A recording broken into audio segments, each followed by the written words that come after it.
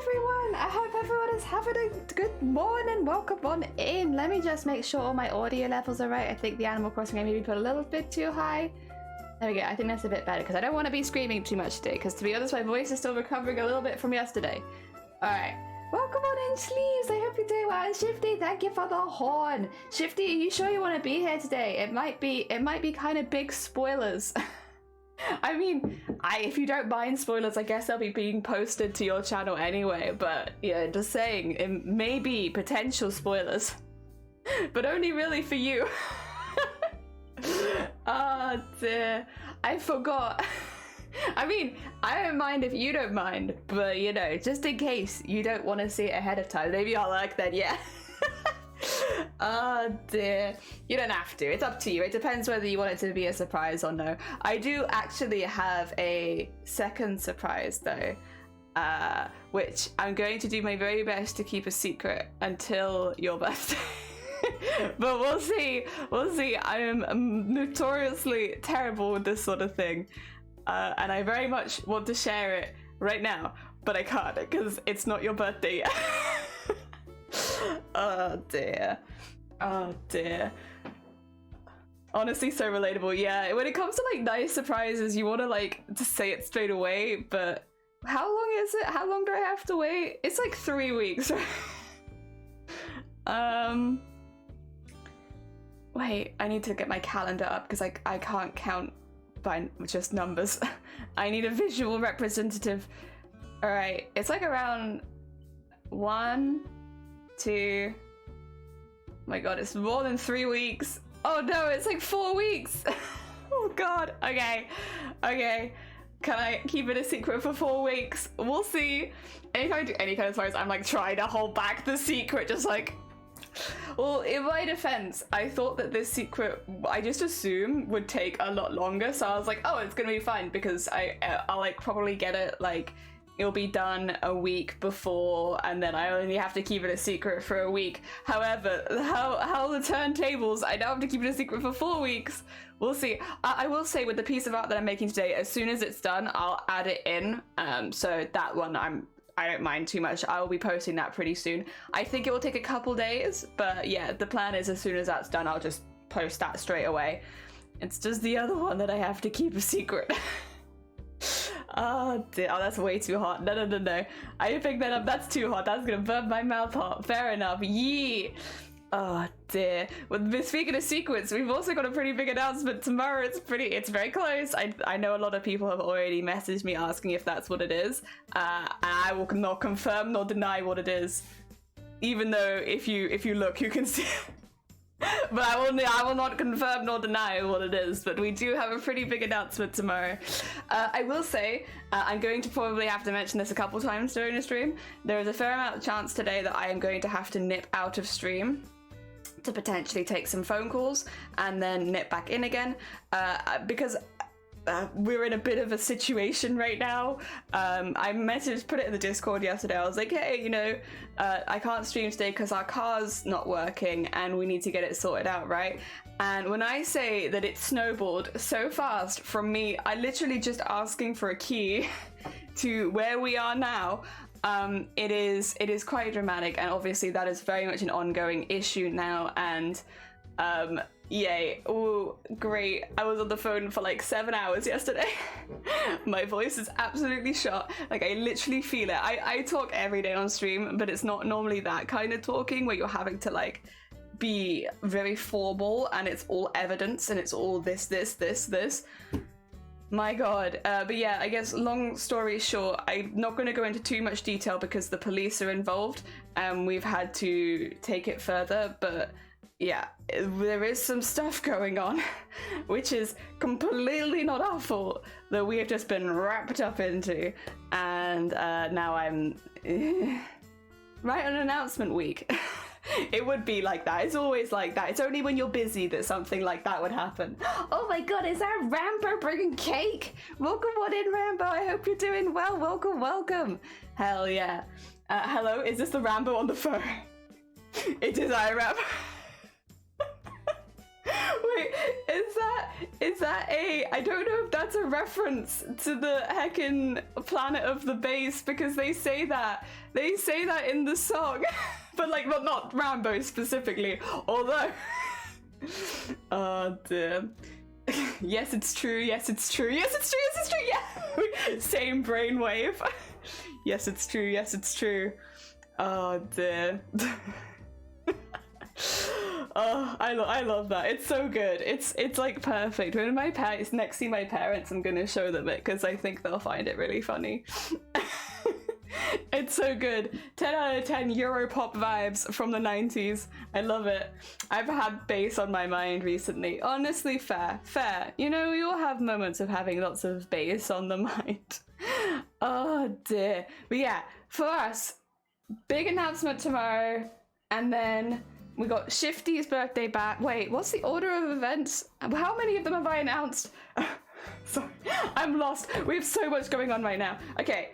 We're making Shifty's birthday bash piece now for next month. Tomorrow we have a big announcement, which I know a lot of people already guessed, but it's still a big announcement tomorrow. At some point, I expect over the next month, just based on how we've been going, we'll be doing our 4K follower stream, which is a week-long event where we do 4,000 stickmans. And then on the 1st of September, we're releasing the information about my birthday stream, which is the competition for designing a costume so that the winner gets a full tutorial. And then after that, it's the secret thing. Yeah. We got a really, really busy few weeks.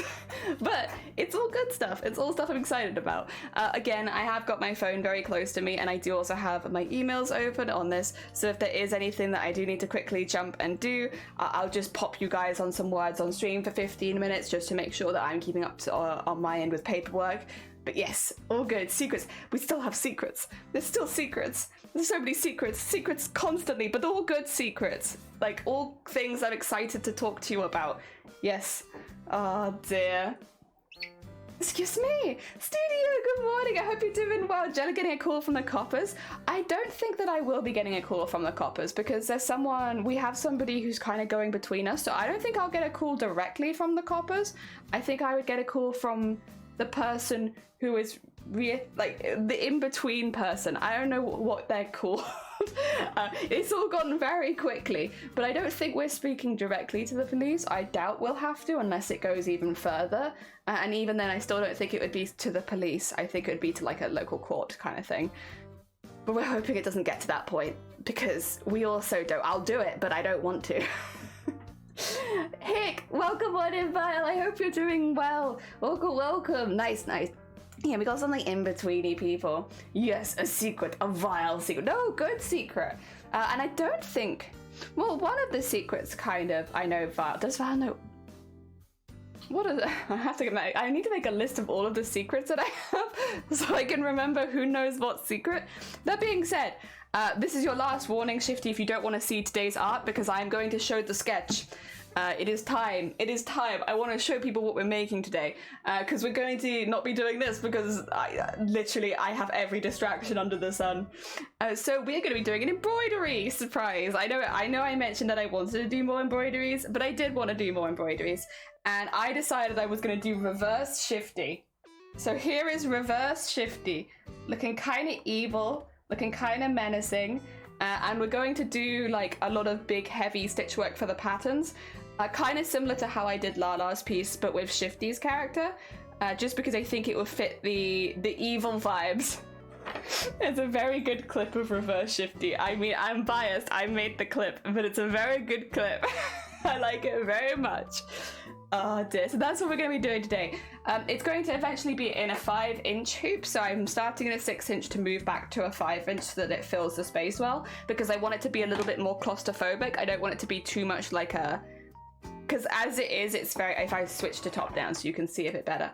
As it is, it's very much like a portrait, whereas I kind of want it to be a little bit more claustrophobic and squished. So we're going to move down to a smaller hoop. Because originally I was going to do it in this one and just be done with it, but then I was like, it's not quite the vibe that I wanted. So, a liaison. Oh, thank you, lady. I appreciate it. There we go. I have a liaison. I always thought for some reason a liaison was like a... Actually, can I do that? I always thought a liaison was like a... a lewd thing. Have I gotten very confused? Am I thinking maybe of like an escort or something? I always thought it was like that kind of job.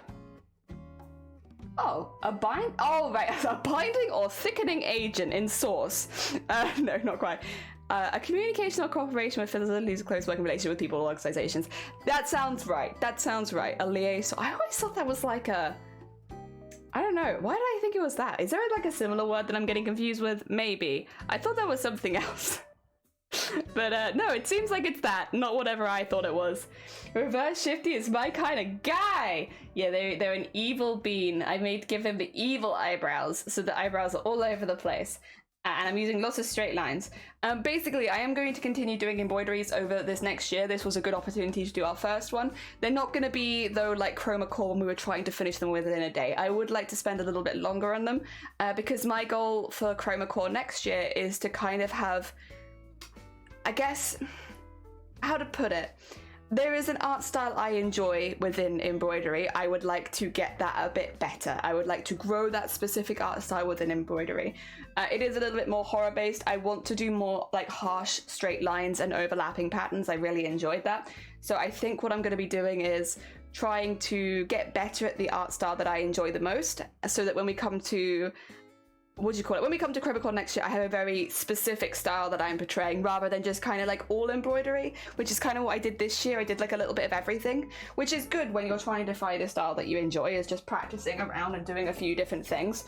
But like, I would like to kind of narrow down the style that I enjoy to just be an art style that I can just do very quickly. It's not the same as my digital art style, but I think that makes a lot of sense, because I kind of assumed that there would be a lot of overlap, but I think it makes sense in many ways that there isn't, because the digital art I do is all very soft lines, curves, stuff like that, which doesn't really work very well for embroidery. Like, you can, don't get me wrong, you can do curves in embroidery, it's just not very fun. And like, it's a lot of stitches, so I wouldn't necessarily recommend it if you're like, for instance, doing a challenge where you have to finish every piece within a day, because that would be very hard. Like, curves and embroidery, it's easier if you go like bigger, and I don't want to do that. So yes, I think this will work well, and I'd really like to, you know, get good at it over the next year. I want to practice it a lot. So what we'll probably be doing is every now and again, I'll probably just take a weekend off of cosplay to do stuff like this. I mean, speaking of weekends off though, I do also have a stream this weekend that is not cosplay focused, and that is on Sunday. On Sunday, we're going to be playing a game with Shifty Book. I'm very heckin' excited. I want to play this game with like every single streamer I know. There's gonna be like a whole, what do you call it? Like stream catalog of me playing this one game with lots of different people, but it's a game that I really enjoy, so I was like, I just want to share it with everyone, even though I know that I'm gonna probably enjoy it a lot more than other people sometimes, because it's definitely not a game for everyone, but I look forward to doing it regardless. I think it'll be really fun, and we don't play games that often on this channel, so I think it'll be good. Dear Beth, good morning. Oh, and Vile, thank you so much for the alert. Good luck with the garage cleaning. I hope that it goes well. Oh, actually, before I start this, do we want to... Are we going to want a background color? I'm kind of, to be honest, thinking I might fill the background in black and then color over the top of the black, which means I do need to do the outline first. Yeah, I cannot wait. You're not panicking on Funkatron! That's a different game. Listen though, if you enjoy the first game, I will play Panic on Funkatron with you. But you have to get ready for an overstimulating anxiety ride, and I will only be able to play at window because it is full of flashing lights. I don't know how much you've seen of Panic on Funkatron, but it is the epitome of like acid trip 90s vibes. But like with the most stressful, oh my god, it's like I'm getting choked up just talking about it.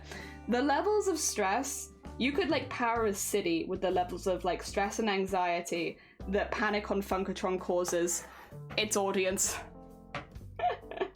Oh dear. Don't they literally have like in between levels where everything's just like flashing? I can't remember. I think they do. Like little running mini levels. If it's got flashing lights and colors, I wouldn't want you to get sick or anything. Oh, I can do them. I just have to play them windowed.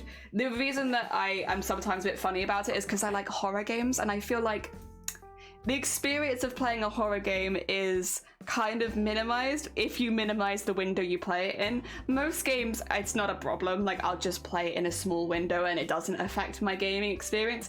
But horror games, it sucks because it's very difficult to get as invested when you're like, you know, just like not, you got a tiny screen that you're watching it on. Yeah, it's yeah, I mainly just complain about it with horror games, to be honest. Anything else I can play windowed and it doesn't bother me, but horror games are meant to be an immersive gaming experience. I want to be immersed. Reverse Shifty loves playing anxiety reducing games. Listen, if you ever do an opposite day and you need a game to play, that one would be a good one, but it really does. I mean, it is called Panic, so it makes sense, I guess, that it's meant to make you panic. But, like, your special power in Panic on Funkatron is panicking. Like, you have, like, you can, like, use your special power and it will make you panic all over the screen. I'm not even joking. That's the Panic on Funkatron is a very weird game. But, yeah. It just doesn't have quite the same vibes as the first one. That's my main issue with it, is the vibes are just a bit weird. Like, people have said it before in this chat, and I am inclined to agree that it's like, it sounds like the studio was told to just make what was popular at the time, which is Sonic, but do it with ToeJam and Earl. And, you know, it works with Sonic. I don't think that it necessarily worked as well with ToeJam and Earl. I don't think it's a bad game, and it's not like it doesn't work or anything. It's just like, yeah. Reverse Shifty and I are bowling buddies! Hell yeah. Oh my god, it's been so long since I've been bowling. I will say I'm not very good at bowling, but I've always had a good time going. I like the experience of bowling, even though I am very bad at it. I don't think I've ever had a bad time going bowling. Oh dear. Always fun. My ToeJam and Earl drawing makes me panic on Funkatron. Absolutely terrifying. It's blurst. It's blurst, blessed and cursed. A blurst piece of art. I look forward to seeing it finished. Oh dear, bowling's a lot of fun. It is. I really enjoy bowling. I'm very, very bad at it, but I do really have a good time. My goal whenever I go bowling is to try to get like one strike. If I can get just one strike while we're there, then I'm happy. That's always my goal. I set my goals pretty low because I know that it's something that I don't do very often and historically I'm not very good at. But yeah, I always try and get at least one strike. And then if I get one strike, I leave happy and accomplished.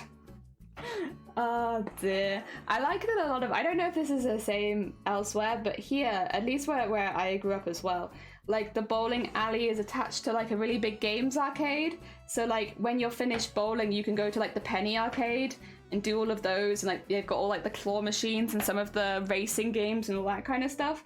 And that used to be really, really fun. Like when I was done with bowling, we'd go to the penny arcade for a bit. Fun heckin' times. Oh yeah, penny arcades. I like penny arcades a lot as well. Very hecking fun. It's been a long time since I've been to one of those as well, but I do enjoy them. Ah, dear. Oh, no, let's not go through the middle of your ear. That would be a little bit weird. Just a random stitch in there. I mean, I could cover it later, but I'd rather not give myself the challenge. There we go. Because it's a bigger hoop, I'm just finding it's losing its tension a little bit quicker. I did tighten it an awful lot though. I physically can't tighten it anymore without taking off my thumb. So I think I'll have to be okay.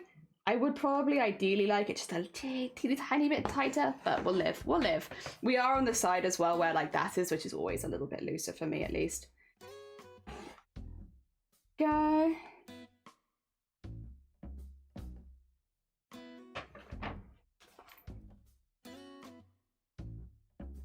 It's like a weird high-pitched noise coming from outside, and like it's definitely not in my head. You know, sometimes it's in your head. No, there's definitely, I can hear.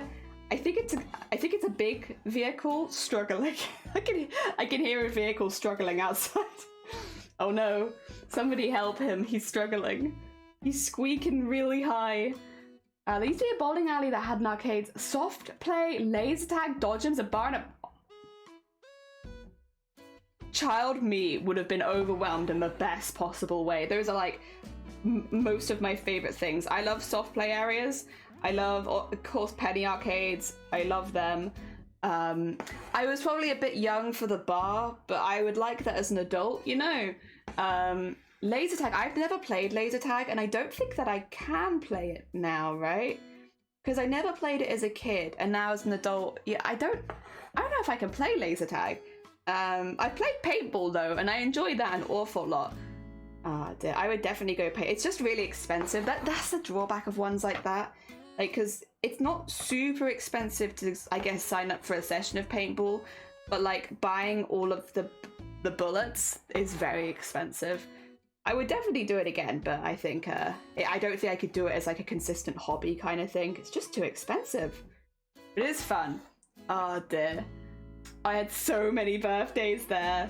I'm not surprised. I think I would have done the same. Like, that sounds like everything. Everything you could want for a birthday is in that one place. I'd have loved that for sure. Yeah, we had like a bowling alley, but it just had the arcade next to it. So nothing super fancy, but like, I guess as a kid, if you don't know that there are places with more, like, which I didn't, I was always very happy with just that. The laser tag might be a bit iffy for you. You can't see the lasers, but it's very dim visibility. Oh, okay. I mean, I could always double check with them, to be honest. It's been something that I haven't really looked into because I kind of just assumed I wouldn't be able to do it. But yeah. I mean, at the end of the day, I guess I can still do paintballing. And I already know that I really like paintballing. I have options. I would try airsoft, but like, first of all, that seems like a very expensive thing to try. But also, I'm a little bit afraid of airsoft, of like how much it hurts. Because like, paintballing hurts. And I find paintballing to be like, that's, you know, it's about a tolerable level of pain, you know? But it does hurt. And I think airsoft is meant to hurt more than paintball, right? I think. I mean, I can't say from personal experience because I've not done it, but I'm pretty sure airsoft is meant to hurt more. And so I'm like, well, if I'm already thinking that paintballing is quite painful, maybe airsoft is not for me. Ah, dear. True enough, yeah, usually it's not flashing lights, just disco lights, yeah. Which I can do disco lights, it's just flashing lights that are an issue normally. But yeah, I could always double check with them. If there's, I don't even know where it would be. I'd have to find somewhere, but I could double check if I find somewhere. Because I'm definitely not opposed to the idea. It's like a painless paintball. Oh dear. Yeah, no. Airsoft scares me a little bit. I'm not saying I wouldn't do it, but I would be apprehensive about airsoft. Paintballing I would do again in a heartbeat, because I know that was really, really fun. I did paintball once, I was afraid of getting shot because we got zero. Yeah, we got zero armor as well. The thing is, what I have learned from paintballing is, as it really only hurts a lot if the paintball doesn't explode.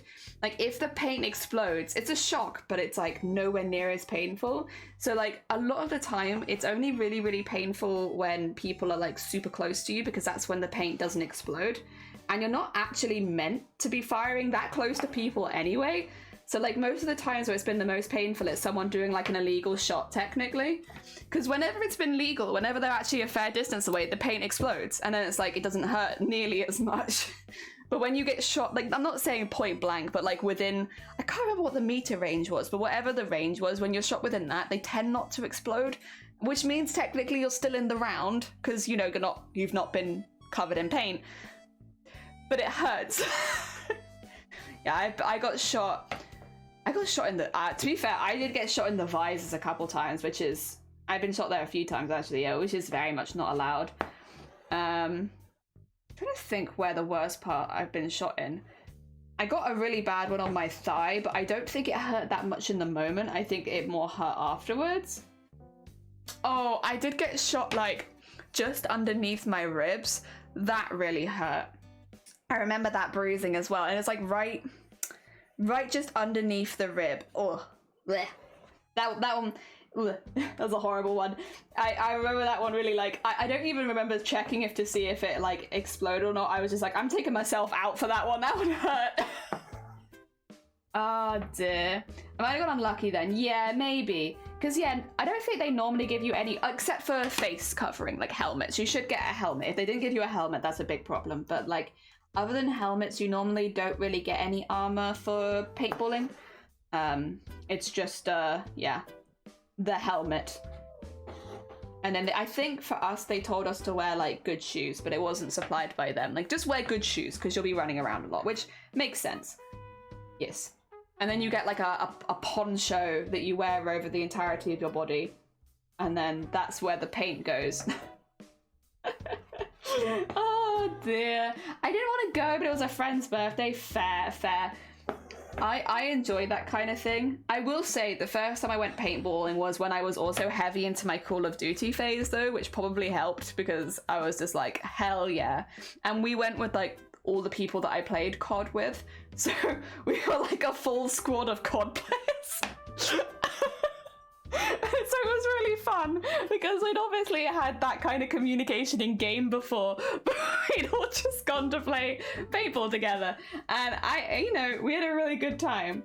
Again, we were a group of people that all knew each other really, really well, and it was really, really fun. I actually think that my favorite round was when they split us up so that we were kind of against each other more. Because, oh my god, the teeth came out when you're with your friends and they suddenly are like, actually, you're now on opposite sides. It's like, let's go. I'm going to take them down.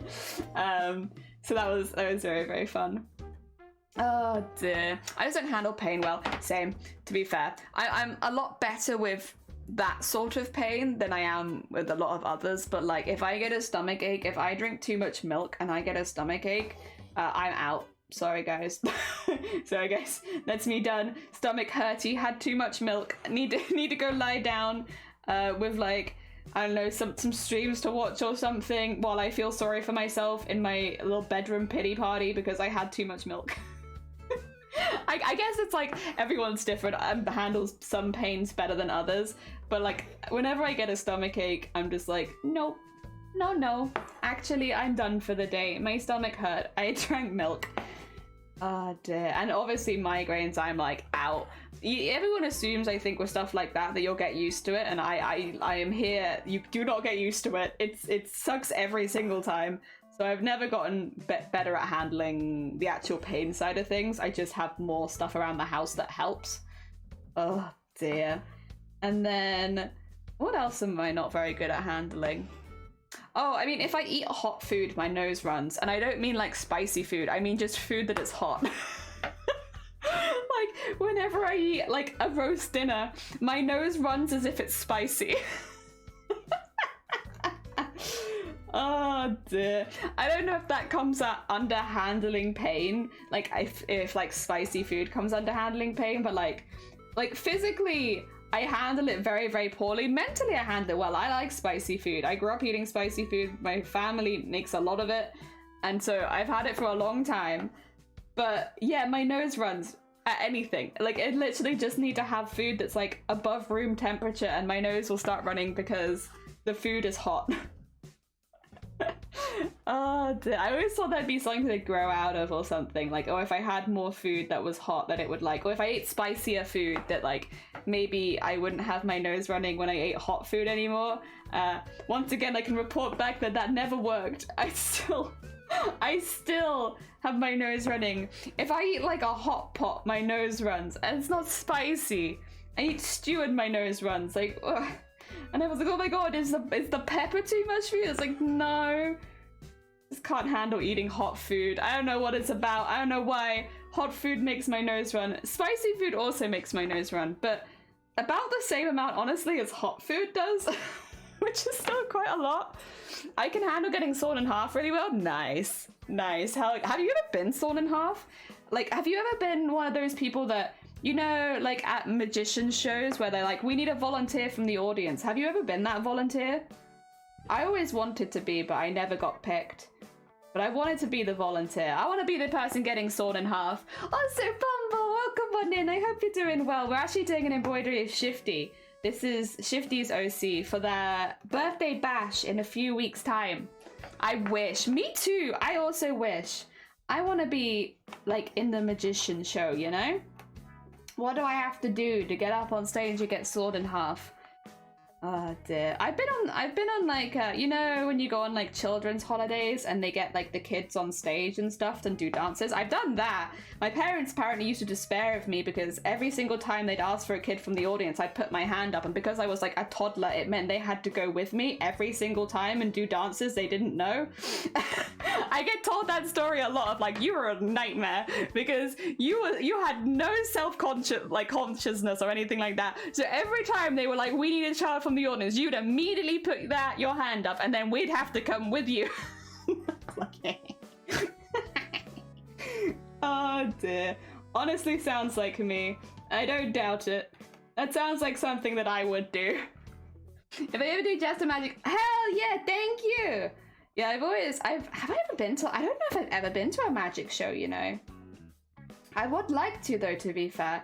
I've seen like clips of them online a lot, like, so I've seen like a lot of videos of like magic shows, but I've never been to one. Are they very common in Wales? I feel like I don't, like, other than like street magic, I don't feel like I've ever really seen a magic show in Wales. I feel like that's something you're more likely to find like in Vegas or something. Like I might have to travel to go see something like that. Cause yeah, I don't feel like I've ever seen it here, but I would like to go one day to a magic show. What are they just called magic shows? I'm gonna assume it's just called a magic show. A show of magic. Maybe that's why I can't find them, because they have like an actual name and I'm just not aware of what the name is. I can never find them. Alright, I need more black thread, please. Thank you. Maybe I put you back together in the end. Oh, you know, it's alright either way. I'm just happy to be there. Oh dear. We do real magic in Wales. Yeah, I know. I just kind of want to see like a proper magic show where like, I don't know what, like they do the whole like sawing in half of people and stuff. Also with the sawing trick, usually person gets sawn needs to be in the know. So I wouldn't be able to go. Yeah, I guess because there's always like obviously a way that they do it. I will say, you know, like on what are they called? Like Britain's Got Talent, I think is the main one. Sometimes you have magicians that will go on like Britain's Got Talent. That always gives me so much anxiety, especially like when you see the clips of their audition, like the first round, because you just don't know how good they are. And so when they're doing stuff like you have like their assistant in a box of water unable to get out, you're like, oh my god, oh my god, oh my god. Like I'm sure there's like a trick here, but like I don't know how experienced this magician is, and what if they've just left that assistant like in a box of water? Oh my god, oh my god. They have had some good magicians on things like that. Again, I don't watch the show, I just see some of like the highlight clips and stuff, and like some of them are really good. It's like, but again, it gets your heart going. Oh dear. There's 2 people in the box. I see. Yeah, that would make sense. There was a magician show on the cruise. It was fun, but it was even more fun trying to debunk all their tricks. See, I think I'm happy just to let, like, I'm more than happy just to let someone do their magic. I'm a perfect audience member. Listen, I'm not gonna try and suss it out or work out how you did it. I'm just gonna sit there, clap, and be entertained. Small brain, no interest in trying to work out how you did it. I'm just happy to be here. I was looking at the magic and stuff like that. I would especially like it if they had like a little rabbit or something, and they gave me the rabbit, and then I could pet the rabbit.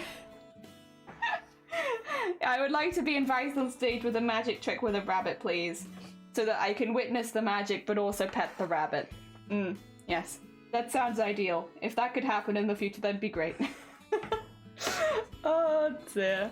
I wasn't hecking them. There would be reverse shifty. Oh yeah. I think there is probably like a fun game of trying to work out how the tricks work.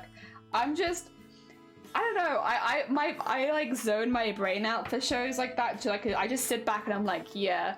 I try and do it for musicals, but more and more I'm getting very drawn in by all the costumes and stuff. And so it's like, it's hard to like just zone out and enjoy when I'm like trying to like look at the detail of every single costume. I kind of wish sometimes after the shows, they had like a couple days where they maybe opened the floor as like a museum so you could see all of the props and costumes and stuff. because I'm always so curious about them. But you can't see them like that close up when you're watching a show, right? So like, yeah, I'd really love it if more shows did stuff like that, especially with like really big ones like The Lion King. If maybe like the last day of the show, or like the day after the last show, or so like, they'd had like an extra day where you could just see all of the props and costumes really close up. I'd love that. That'd be really cool. I don't think they do the magic trick with the rabbit anymore. That's fair. It's probably not very fair on the rabbit. I think the rabbit would have to be the proper assistant for it to be more fair. And like get a proper cut of the show performance. And also like, you know, not be stuck inside of a small box. But also to get that cut. You know, they deserve it. Oh dear. Go. We're getting there. An outline is happening. Cats, good morning! Used to do backstage theatre. Behind the scenes is just organized chaos. I'm okay with that. I don't mind if it's like messy and all over the place. I would just love to see some of the costumes close up, you know? You see them on stage and they're beautiful, but I bet many of them are just so cool and technical close up. I just want to see it. I know it's probably like a small, maybe group of people that have that kind of interest, but like, I'd love to see that so much. I want to go behind the scenes and I want to look at all the costumes and honestly like a lot of the props and scenery as well I would love to look at. I just kind of want to see how it all goes together. I'm curious. I wouldn't mind paying to go look, to be fair. Like I'll buy a ticket to go behind the scenes and look at the costumes. There we go. In fact, there'd probably be some shows, if I'd seen them before, that I would only pay for that. Because, like, if I don't want to watch the show again, or if I can't afford both, I would probably prioritize. Well, actually, are there any shows that I wouldn't watch again? I don't think there are any shows that I wouldn't watch again. But I guess if I wanted to, like, prioritize, you know, spending the money on one, it would be to see the behind the scenes. Props and scenery just had to go with graph tape and hope. But I don't mind that. Like, I just want to see it, you know? If anything, seeing something being held together like that would make me feel more confident about the projects where I've had to, like, scuff it at the end. Because if, like, professionals are scuffing it, then I feel better about my scuff, you know? So yeah, I definitely wouldn't mind that. I guess maybe that's why they wouldn't want to show it, though, if it's like that. But yeah, like, for a personal standpoint, I definitely wouldn't mind seeing all of that. Hell yeah. Oh dear. Cool. Yeah, I love shows. I do. They're really, really fun. There are so many that I still want to see. Soon. I'll see every single show. All of them. I know they're still making new ones, but I'll see all of them somehow. Every single show. There we go. Ah, dear. Yeah, I guess just curiosity, really. Because it's not like I'm planning on I'm not becoming, I guess, a theatre person anytime soon, I don't think. But I have just a curiosity about it. I just want to see everything. I want to see how it all works together. And look at it and be like, interesting. Yes. I understand now. You know one that I really like? Oh, what's it called? It's not a traditional theatre play. It's more like a music performance. Stomp. I'm sure a few people here might have seen Stomp if you live in the UK. I don't know if Stomp is something that's left the UK though. Stomp's a really interesting one, and we got to see some of the behind the scenes on that one because we went at one point with like our music team people. So we went to all go see Stomp and we had a little bit of a tour, and that was so cool. Because like you got to see how like so many things were built into like the walls and stuff so that they would make certain noises, and oh my god, it was so clever. It was so clever. I haven't seen that for so long though. I would definitely want to watch it again because we got shown it after the performance. I was like, I kind of want to see it again now with that extra knowledge. Because I did see it twice, but it was the second time where I saw it with yes, the music people. We were more analysing it kind of thing. We were learning. From recommends you check out the YouTube channel Tested, OC Managed to Test. A tech friend of mine who is a total learning computer whiz. Commonly bound by, oh yeah. The channel has from Tech Base. I think I know this. I think this is ringing a bell and that I maybe already followed. If you're into that type of stuff. Yeah, I used to absolutely love it. Like Mythbusters, I know Mythbusters is like, there's some controversy about the fact that maybe they didn't like each other and stuff like that. But I used to love Mythbusters growing up. I watched it all the time, and I've watched some of Adam Savage's TED Talks. Adam's done a talk about cosplay, which made me really, really happy. When I first saw that, it made me smile so hard, because he did make a lot of costume bits and bobs before, but like when you hear it being called specifically cosplay, it's like big smile, the biggest smile. So yeah, that really, really made me happy when I saw that. That's a good talk, that one. And then, yeah, I don't know. I've seen a few things. Probably not all of them, but I've seen quite a bit. And yeah, it makes me happy. It just makes me happy. As someone who's very, very into cosplay, seeing other people talk about their experiences with cosplay always makes me smile. Always makes me smile.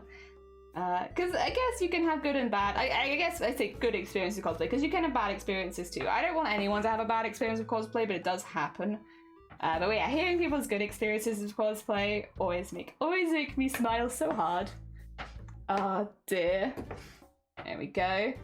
Wild's hands were sawed off by a magician. Oh yeah, they absolutely were. They absolutely were. They now make Nerf blasters. It's been a real tragic story of their Twitch channel. It was like, from adversity comes the Vile Mods Twitch channel. Cosplay is never perfect, and it's part of the fun. Hell yeah! But actually, no. You know what? I don't know how to describe it. Weird feeling, right? And that, like, I get where you're coming from, especially with like cosplay is never perfect, because that's not what it's meant to be. But at the same time, it can be perfect. Like the Mateus costume has a lot of issues and things that I would fix, but the Mateus costume was the perfect costume for me to make on Twitch last year. It was perfect, and I had such a good time from start to finish. I wouldn't change a single thing about like the making process of that costume. I guess is the final product perfect? No, but was the costume perfect also? Yes. because it was just like the perfect experience of making a cosplay on Twitch. And that, like, I think it showcased lots of things that I wanted to do. I learned a lot of the skills that I wanted to learn, and I had a fun time from like start to finish making that. There was no point with that costume that I was like, you know, I didn't want to make it anymore, or I wasn't having a fun time. And so I guess it's still not a perfect costume, just the making experience was perfect. Yeah, had a really, really good time with that one. And I think it came at the perfect time as well for me to do something like that, which also probably helps a lot with like how I've walked away from it feeling. Excited fatigue on this year? I'm running out of time for the current project, but that's just life of a maker. I'm sure you understand. Yeah, I mean, I'll be honest, a lot of the time, like, we're pretty lax on deadlines. We should be more tight, but we're like, we enter it when we're done, don't we? Like, oh, is it within deadline? Well, we'll enter it at some point, you know? Not quite yet, maybe. At some point.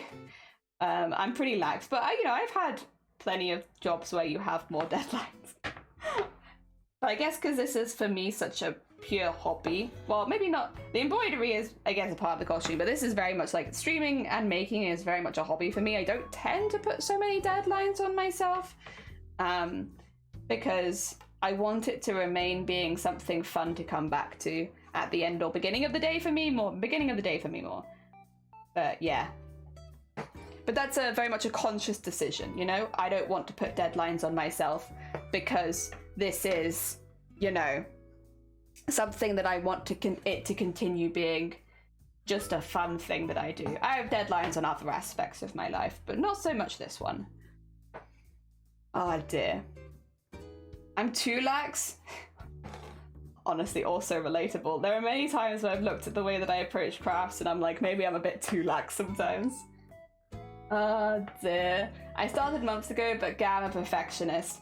I definitely started out cosplay as more of a perfectionist, and then that kind of disappeared with time. I think streaming probably made a difference for that as well, because streaming is such a scuffed thing anyway, right? Where it's like everyone knows that you do, like, everyone has scuff with their stream, right?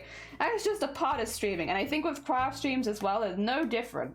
So scuff is just a part of it, and having that, like, because it kind of lifts the pressure, I guess, almost when it comes to your crafts, if you're assuming that, like, well, my stream is always going to be a bit scuffed, that's kind of part of the fun of it. And if that's the case, what does it matter if I make a mistake? If anything, some of the best streams have been from, like, we've made a mistake and I've shown people how you fix said mistake.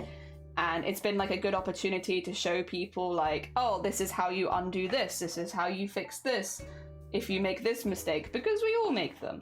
And so it's actually been, like, a really, really positive thing a lot of the time. Not always feeling like it in the moment, but at least afterwards you can look back on it and be like, I'm glad that I could show people that part of it. Don't like that last stitch. It's just a little bit too close. Yeah. Oh, actually, that means... Oh, 2 seconds. You can come in.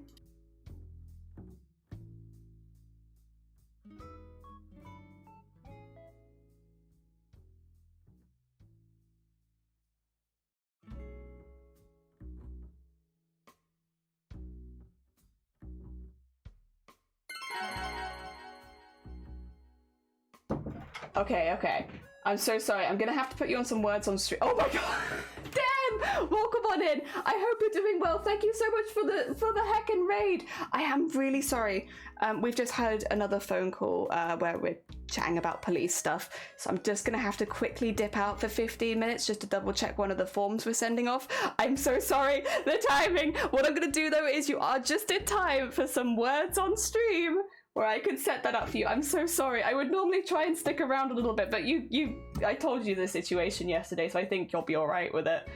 But let me get that up so that you have something. I will be back in like 5 or 10 minutes. Sorry about this. This is kind of what I was a little concerned about when starting stream today.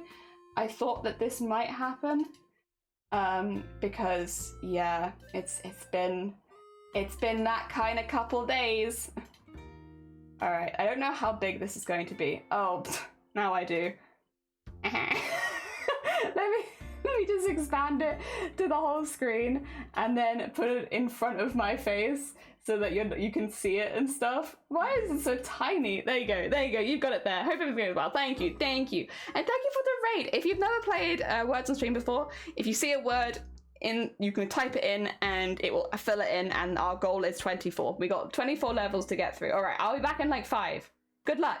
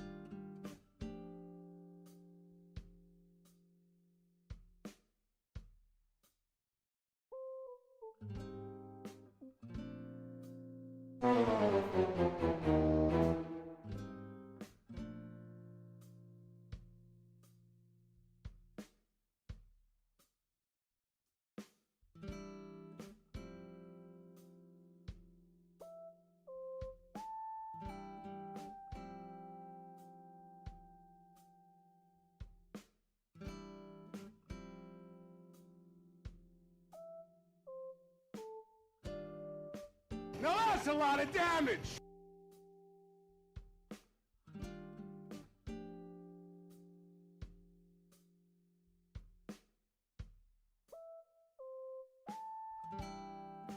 It's a pile of balls.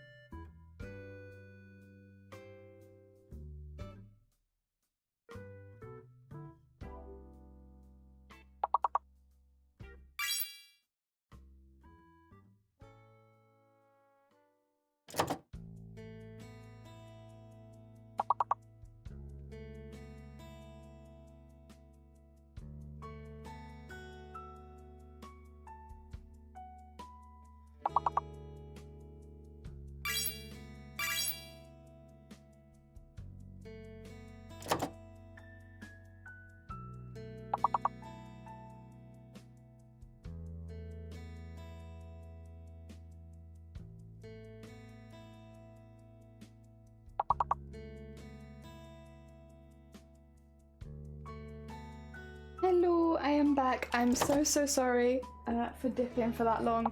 I just, you know, we have to make sure we're getting it right. We don't wanna be in a bad situation. I'm sorry about that. How are you guys doing with words? Oh my god, you've nearly finished one. Bateman, good morning. I hope you're doing well. And Matthew and good morning. I need to welcome everyone from Demstream. Jesus, I'm really behind. Also skipping 3 levels. Whoa. All right, let's have a look. Varmos leading the pack, followed very closely by Matthew, followed very closely by Grand, and then it is Bateman and Shifty. Heckin' good job. Let's have a look. Who have I missed? Matthew, welcome on in. George, welcome on in. Obviously, of course, Dan, welcome on in. Thank you so much for the raid. I hope you had a good stream. You happened to raid right as we had a call from the peoples. But I hope you're doing well. Thank you so much for popping by. Hi, George. Hi, Go. I hope you're both doing well. Welcome on in. Ah, dear. Good heckin' job on the words while I was gone. Yeah, we are, Oh, and dive? Oh my god, invite? Words I do not even know that you are guessing. Very impressive. Oh, is that envied? Not envied, right? That's envied. Veined? Vine? Wait, does that mean I can get... I can get on the board now? Yay! I'm on the board! I mean, I kind of copied that from Bateman, but still, it still counts. I'm still on there. Yeah, today we're doing an embroidery. We're doing actually embroidery for Shifty's art competition, which they're running for their birthday. I knew that I wanted to do an embroidery, but I was having like a bit of a lapse of inspiration. And then the other day, Shifty did a bit where they were reverse Shifty, and I was like, okay, I am inspired. That's what I want to do. I want to do reverse Shifty. So we're doing like a version of Shifty Blue, the moderator, but like kind of evil. So they're reverse. Glad I could inspire. Hell yeah. Yeah, I was kind of struggling because I was like, I don't know what I want to do. I don't know what version of Shifty I want to draw as. And it's like, the only other thing that I could think of that I was like slightly tempted by was to do like a goblin version of Shifty. But I think reverse Shifty kind of works better for the art style kind of that I want to be doing. So yeah, I think this one will look better than Goblin Shifty would have. Hell yeah! Good job, everyone. Oh, Vend. Nice Vend. Oh, Vide. Nice Vide. Oh my god, there's only one left now. Jeez, good job, everyone. Skipping 3 levels again. Hell yes, we have Matthew now leading the pack with 1 point behind Bateman, 1 point behind... Oh no, 2 points behind Vile. Good job, you 3. Then Goat, then Shifty, then myself and George. Me and George just sneaking in there. Hell yeah. I am a goblin for justice. Hell yeah. Oh dear, can I see anything? Let me see. Can I get one? Oh, whoa! That was so quick. Piracy, very good. Privacy, I see. Very, very nice, very nice. Okay, that means that the M is fake. There is no M. Okay.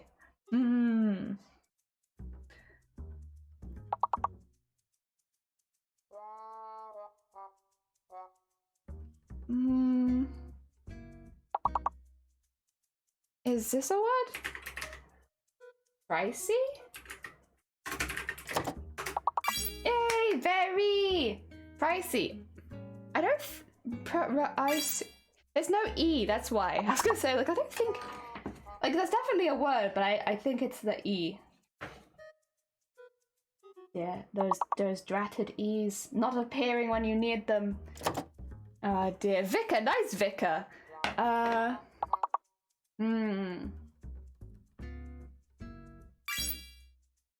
Oh, carp, nice. Racy, nice. Would crap work or no? No, thanks, Matthew. Good try. Airy, nice.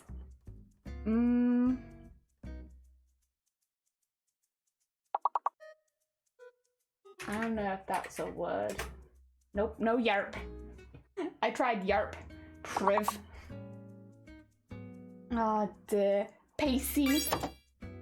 Privy. Oh, privy. Nice. My god, Bane's smashing this round. Whoa. Pray. Nice pray. I mean, we don't need to pray. We're already through this level. Everyone's already smashed it. No prayers needed. Okay. Alright, it's gonna be 2 more levels. Prick. Is that how you spell? No, I think prick has a K in it, right? I guess you don't really see it written out that often. I more often hear it said. That being said, we got Bayman leading the pack, then Matthew, then Goat, Vile, Shifty, myself, and George. Hell yeah. It does, yeah. It's like you don't really see it written down very often. I more often hear it said. It's a bit difficult. Oh! Alright. Come on, guys. We got this, I believe. Nope. Seep. Nice. Nope. Escape. Nice.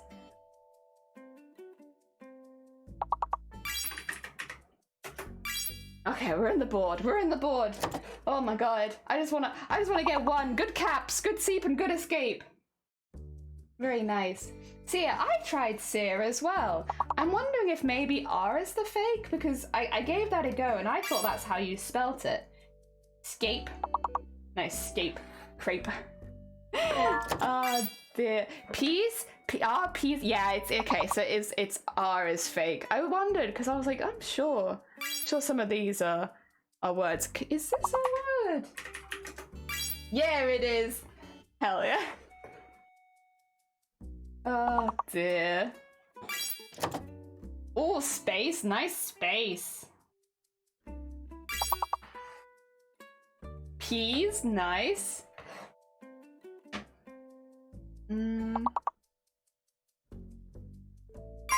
Oh, pace. Hey, pace. Nice. Cease. Nice. Hell yeah. Good heckin' job, everyone. Again. Oh, the aces. Ah, going with the A's. I see, I see. Very good, very good. Go. Cthulhu, good morning. I hope you're doing well. We are doing some embroidery. You can't see that right now because obviously we're playing some words, but we are doing embroidery today. We're doing an embroidery for Shifty's birthday. Oh dear. Oh, E's, paces, nice. Oh my god, you got all the 5 letters. Whoa! I bet it's going to say only skipping 2 though. Yeah, I was going to say, because there's so many words there, they're going to be like, oh, actually, you only skipped 2 levels. You deserved 3. You got a lot of words there. We have Baben now hitting over 100. Matthew nearly there and Go just behind. Then we got Vile, myself, Shifty, Dem, Cthulhu, and George. Looking good job. Go. Ooh, okay. I can see one, but I bet it's not on there. Ooh, turnip. Oh, turn was what I was gonna go for. That's fair though. Okay. What about that? Runt pint? Nice. Hell yeah. Print. Very good. Very heckin' cool. Oh dear. You zoom in. Ruin.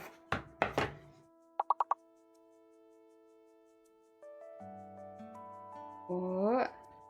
Oh. Oh, grunt.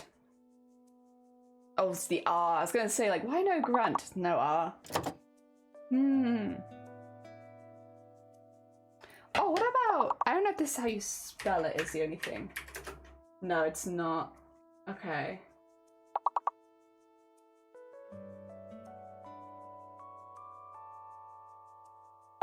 What about... Punt! There we go. Okay, we got one. Oh, right before. I'm sorry, Matthew. Great minds think alike. We were both like, ah, yes. Punt would work. Trip, nice. Unrip, nice. Ooh. Yeah. Got only 2 more to go, to be fair. Unit, 1 more to go. Sorry, my bad. Only 1 more to go. It's a 4-letter.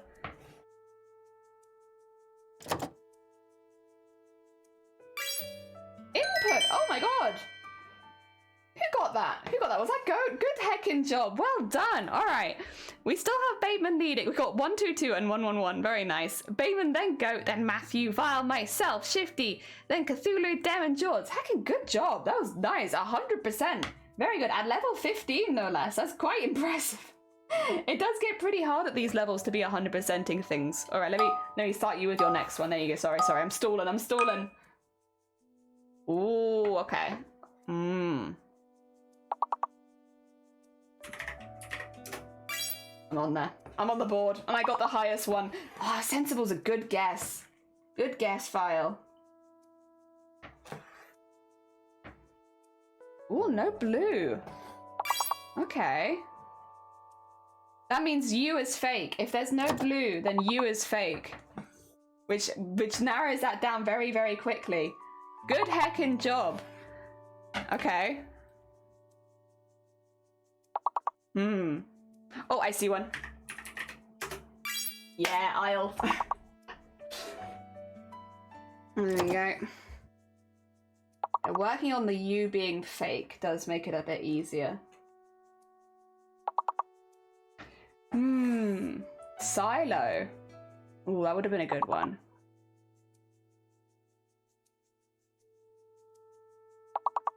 I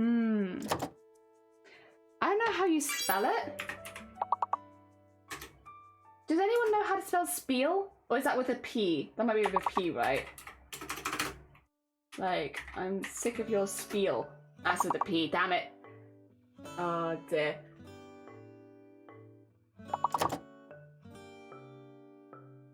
Oh god, we need to know what that hidden one is. Oh, you guys are frozen. Wait. Wait, you're not frozen. Wait, what's happening? What's wrong with the timer? Why is the timer like this? Oh my god, it was Vile. Why is my timer balked? What's happened? I thought it was frozen, but the timer's just like completely balked. Visible, nice.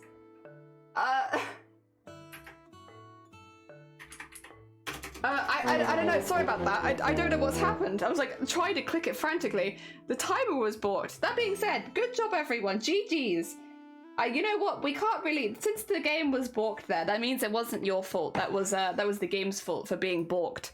The final scores on the doors, so we have Bateman in the lead, only just, but they did win, and then we got Goat right after them, then Matthew in third place, then we have Vile, myself, Shifty, Cthulhu, Dem, and George. Good heckin' job, everyone. I'd even on the board in a different way. Yeah, it was you. You were the word. I was thinking I'll put violin as a joke, but then I didn't do it, and now I'm regretting it. I should have put violin as a joke, because then we would have realized it was a V. I wrote my joke. Oh wait, did you guys go out initially? I wasn't here, so I didn't see it. In my mind, you all just did very, very well. I didn't see anything else, so it didn't happen. But thank you for the egg, Bateman. Yeah, we're doing reverse Shifty, so it's like kind of an eviler version of Shifty Bluke as an embroidery. We're not going to be doing like with Chroma where we had to finish it within the day, so there's no pressure with this one. It's just going to be finishing it when we're finishing it. I think it'll probably take a couple of days, so we're probably working on it today and tomorrow, and then I think it'll likely be done. It's a slightly larger embroidery, but there is a lot of like separated spaces, so I don't know if that makes sense, but it makes it a little like easier to cut down into jobs if it's separated by a lot. So yes, we I don't think we'll struggle too much. It just should take a couple days, maybe into Saturday. I mean, if it goes into Sunday, Sunday I'm planning to start stream early. I'm actually playing games with Shifty at 2 p.m. I believe my time, so I'm probably going to start a little bit early. So honestly, if there's a little bit left to finish, that's not the worst thing. We'll probably just finish it Sunday morning, and then yeah, and then play games. Sounds like a good day. Who's saying I'm evil? You're not evil, Vile. You're a good bean. This is Shifty's evil persona. Or evil persona. Yes. An evil version of Shifty called Reverse Shifty, who I think maybe you might have accidentally modded, Vile. I don't know. I don't want to make any like assumptions, but I think you might have modded the evil Shifty. Maybe. Based on the birthday puns, one could assume. I'm not bad, I'm just embroidered that way. True, I embroidered you to look evil. You wait till I do the teeth, Shifty. So what I kind of want to do, I want to emphasize the, kind of like what we did with Lala and a few others later on, is emphasizing patterns that are like almost outside of the body. So like, not necessarily sticking within the lines too much, because a lot of the art that I liked the most from last year are ones that didn't just stick within the lines, and I think that works pretty well for embroidery because you can really just go over the top and it's not difficult to do so. Like, I guess it's not difficult in digital art either, maybe, but like it's very much not difficult to do it in embroidery. So I want to do more stuff like that, I think. So we're going to be doing that with your teeth. Your teeth are going to be outside of your mouth. You're going to be doing that with a lot of the patterns on the outfit. Is they're just going to expand outside of the outfit to make it look more manic. Yeah. That's the plan. The plan is trying to make it look manic. The outline is going to look pretty reserved, but I want the end picture to look pretty manic. Because it's Evil Shifty, and I think Evil Shifty is manic. I've decided. What am I being graded on, by the way?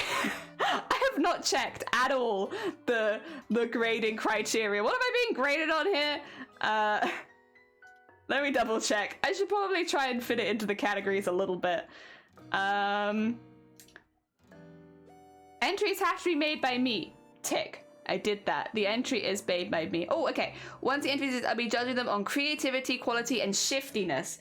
Oh, I don't know how high I'm going to get on the shifty scale, because they're not really shifty. They're just flat out evil. Feathered, good morning. How are you doing? How is the eye? Like, have you managed to work out what you're going to be painting on? I hope we're doing good. We're doing an embroidery of one of our mods, Shifty Bluke, but evil. Evil moderator, Shifty Bluke. Actual cannibal, Shifty Bluke. Oh, now I kind of wish I'd done that. What if I did Shifty Bluke, but it's actually just Shia LaBeouf? A meme from like 5 years ago. What if I did Shifty, but it's an old meme? Oh dear. Is manic on Funkatron? Absolutely. Quality creative is Shifty Bluke. Yeah. Or not Shifty Bluke, Shiftiness. Insane clown posse, Shifty Bluke. Yeah. Oh my god. Now all of the inspirations come in. Damn it. I should have done actual cannibal Shifty Bluke. Wait, he isn't dead. Shifty surprise. I love that video so much. So much. It's so good. It's so good. Shells need to be a popular choice. I needed... Yeah! So actually, you know what that idea was inspired by, Feathered? It was inspired by an anime a couple months ago. Or like actually, it was probably near Christmas. I know Shifty watched it as well. The do-it-yourself anime. So when Feathered was like, I need objects to paint inside, I was like, I want to see Feathered paint on the inside of shells. And the reason is in the do-it-yourself anime, some of the girls do like little beach scenes on the inside of shells, and it is the cutest thing. And I was like, that would be hecking cute. Little shell paintings. Hell yeah. That's why I was like, I know it's not very original, because like it's an idea from something I've seen previously, but it does look really, really good. Even if it's something that's been done before, it's very cool. Oh dear. I need to do something where lots of people will post, because I've only had 1 or 2 responses. Yeah. I'll be honest, I think probably with stuff like that, I normally, this is a little jelly trick. I ask my community while I'm live, and then I normally start the discussion elsewhere while live. So like, for instance, if there's an idea that I'm considering doing, I'll get a feel for it in chat first, see how people are feeling out there. Then I take it across to my Discord server, and I'm like, all right, guys, what are you thinking about this? We've been talking about it on stream. And then I normally take responses for about 24 hours and get kind of the vibe from that. And I just gotta find some shells. Did anyone know I can get some on hand? The beach. I don't know. Where do you buy shells from? I'm not sure.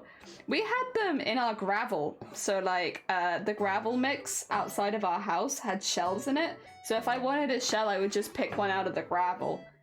So maybe I was in a lucky position with shells, because I've always kind of had just they're just shells there. But then I guess I did growing up live pretty down close to the sea, so I think it makes sense. But yeah, like it was just in our gravel. So like the gravel path outside our house just had shells in it. So if I wanted a shell, I just pick up a shell. The beach is a little far for you. Maybe eBay? I don't know if people are like bulk selling shells, but like I imagine maybe eBay would have... There's probably someone selling packets of shells, maybe. for crafts. I feel like shells, you see them in crafts quite often. Oh dear. Hell yeah, it's getting there. It's getting there. I've been a bit liberal with my shapes because it is definitely not matching the shapes of the Shifty Blue character, like who has a lot of round shapes and like the hat stands up really tall and stuff. But I think they fit the vibe. I heard there's a woman on the coast that sells fuck. I swear. I swear. Yeah, you're right. The seashells she sells are seashells, I'm sure. Oh dear. Go sit in the corner. Oh dear. Yeah, that's gonna be my first stop. Yeah, I feel like eBay for stuff like that sometimes is good. Because I imagine on Etsy they maybe be like they'd probably be higher quality, but I don't know if that's what you want if you're going to be altering them heavily. Like I'm sure you get something good on Etsy, but I don't know if that's quite right for that sort of project. There we go. Actually, kind of want. Okay, I'm adding design details now after having drawn my sketch, which is probably not the best idea, but I kind of want the bow to be like a little bit. I don't want it to just be a rectangle. That doesn't suit what I'm doing here. I'm putting a little dip in it. There you go. Now it's not just a rectangle. Now it's got extra shape to it.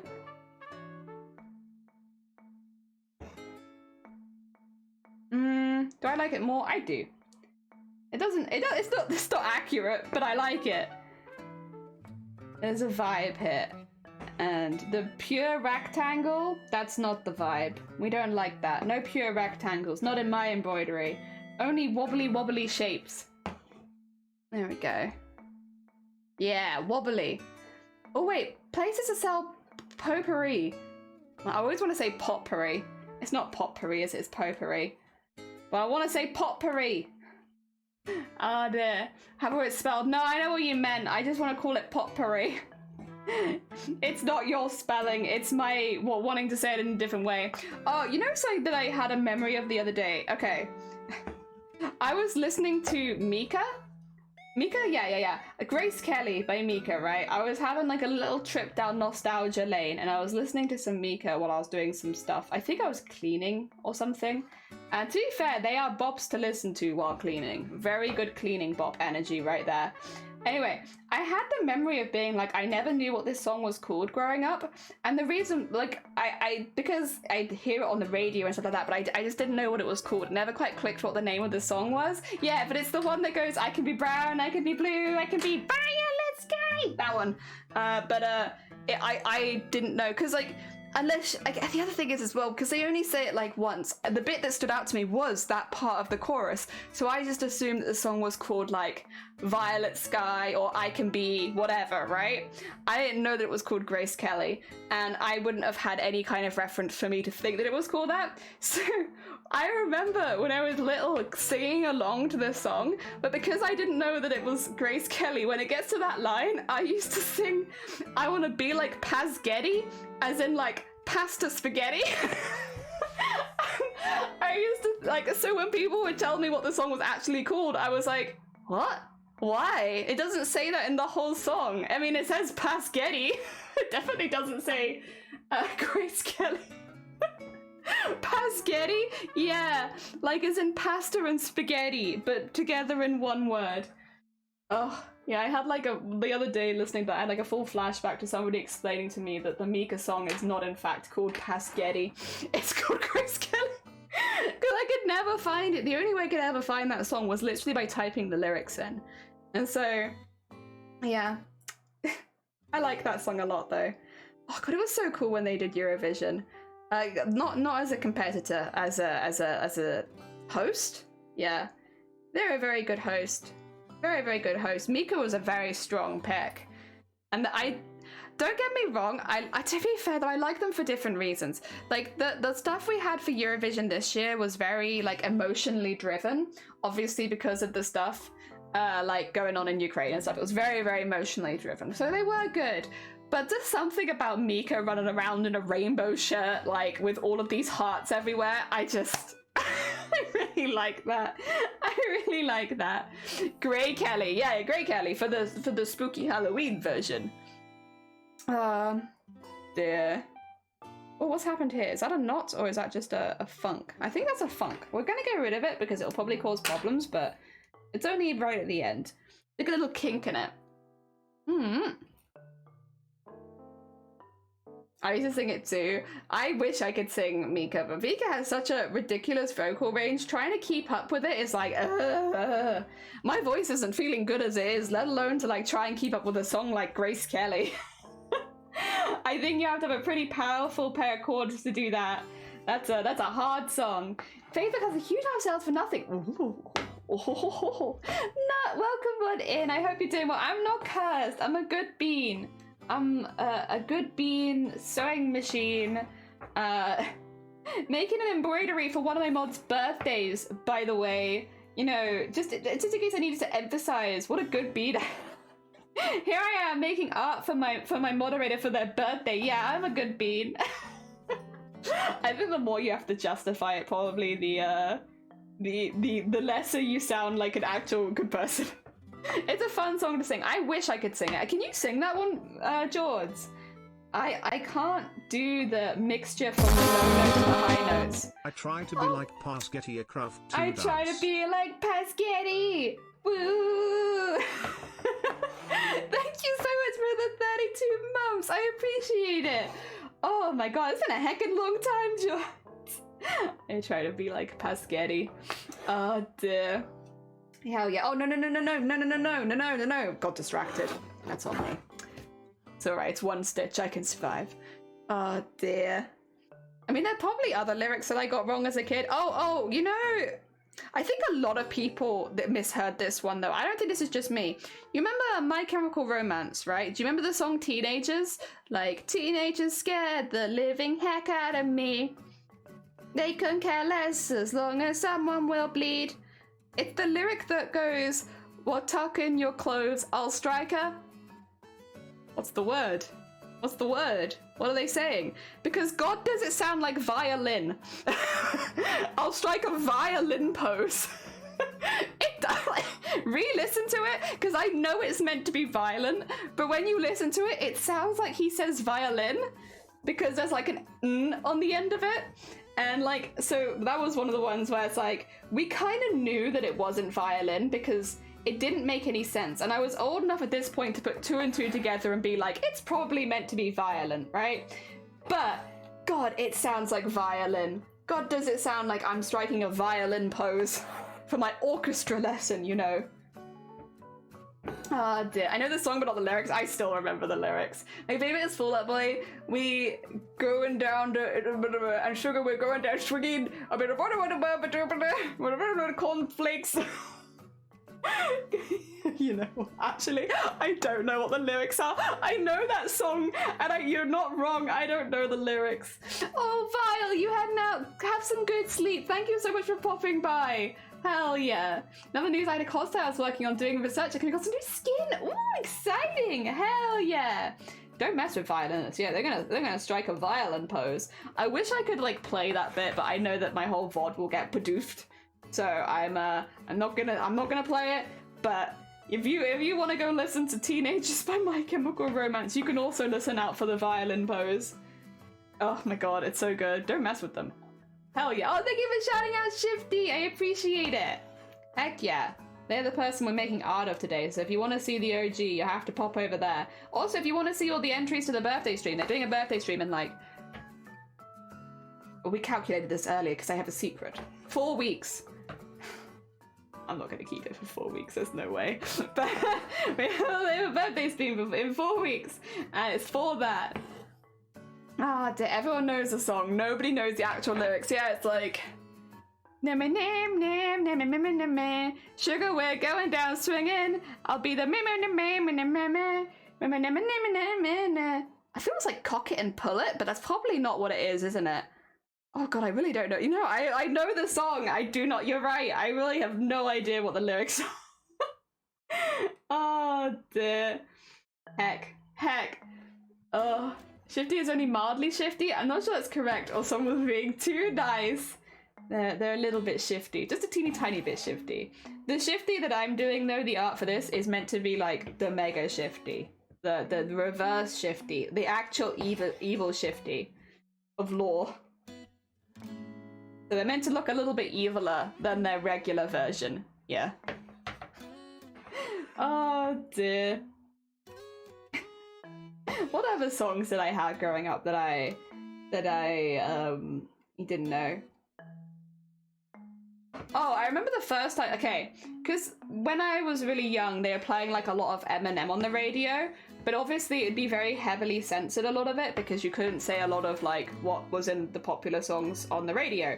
I don't think you can even now, to be fair.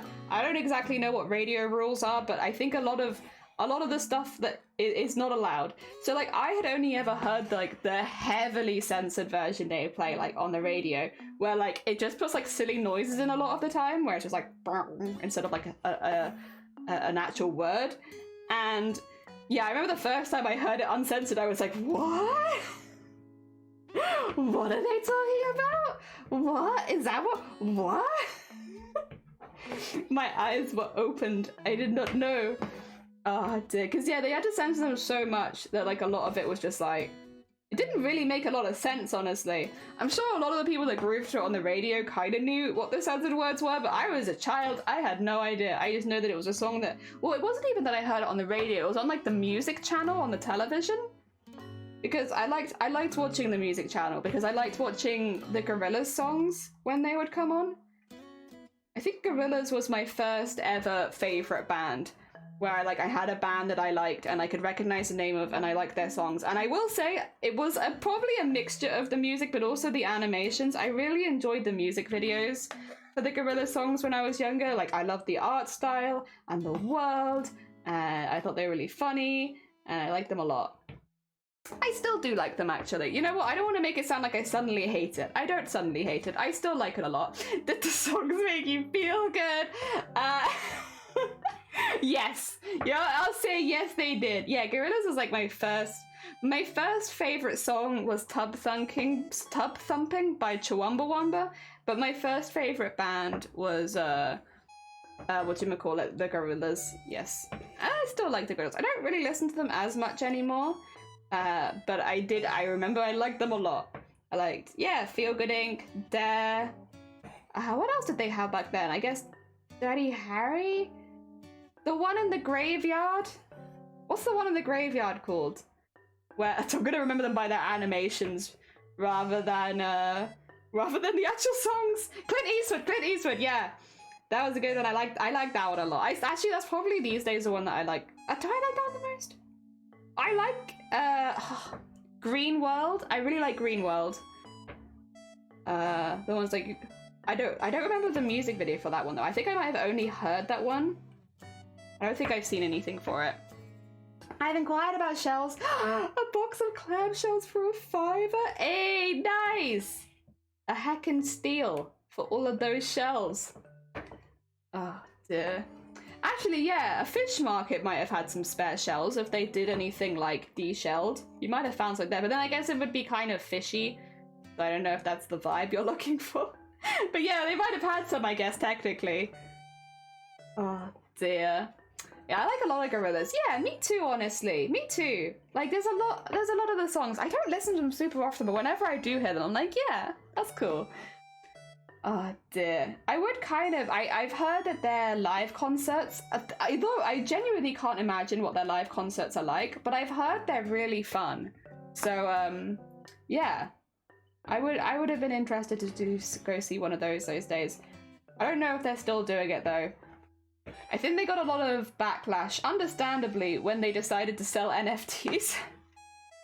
So I think I don't know how they're doing past that. I'm assuming they're fine because they had a pretty big fan base, but yeah, they kind of kicked themselves in the shin when they did that. Especially considering who a lot of their audience are. It was a very poor, whoever management decided that was a good idea, a very poor choice. Oh dear. Are NFTs still a thing, or have they gone out of fashion now? Because I don't really hear about them anymore. Are they still existing? Do they still happen sometimes? Oh dear. I feel like for a period of time I heard about them like all the time, and now I don't really hear about them at all. Which, I mean, it could just be that it's become more accepted, I guess, and people don't care as much anymore, but I kind of get the vibe that they're just done. Like, it was a bad investment.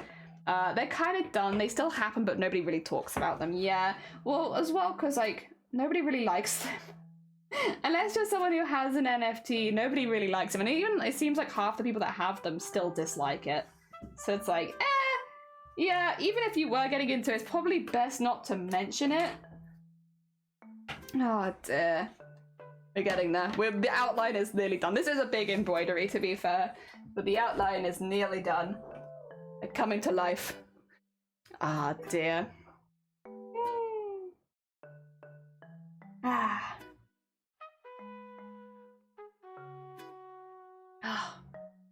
Let me just double check my bases.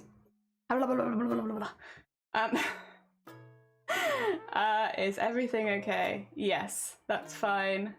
And that's fine. Sorry. Streams are probably gonna be like this for like the next week. It sucks, but it is what it is. I have to keep an eye on stuff. Be a responsible adult.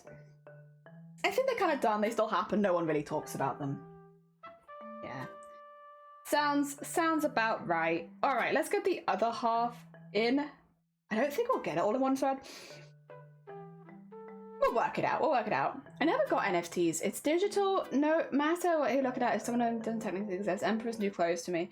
Yeah, I think there probably is.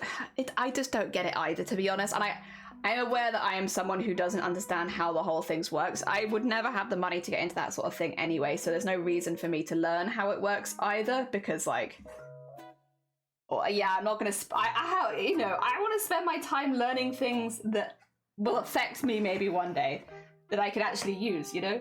So yeah, I have no interest necessarily in learning about it, but yeah, it's just one of those things. I just haven't heard about it as much recently, at all.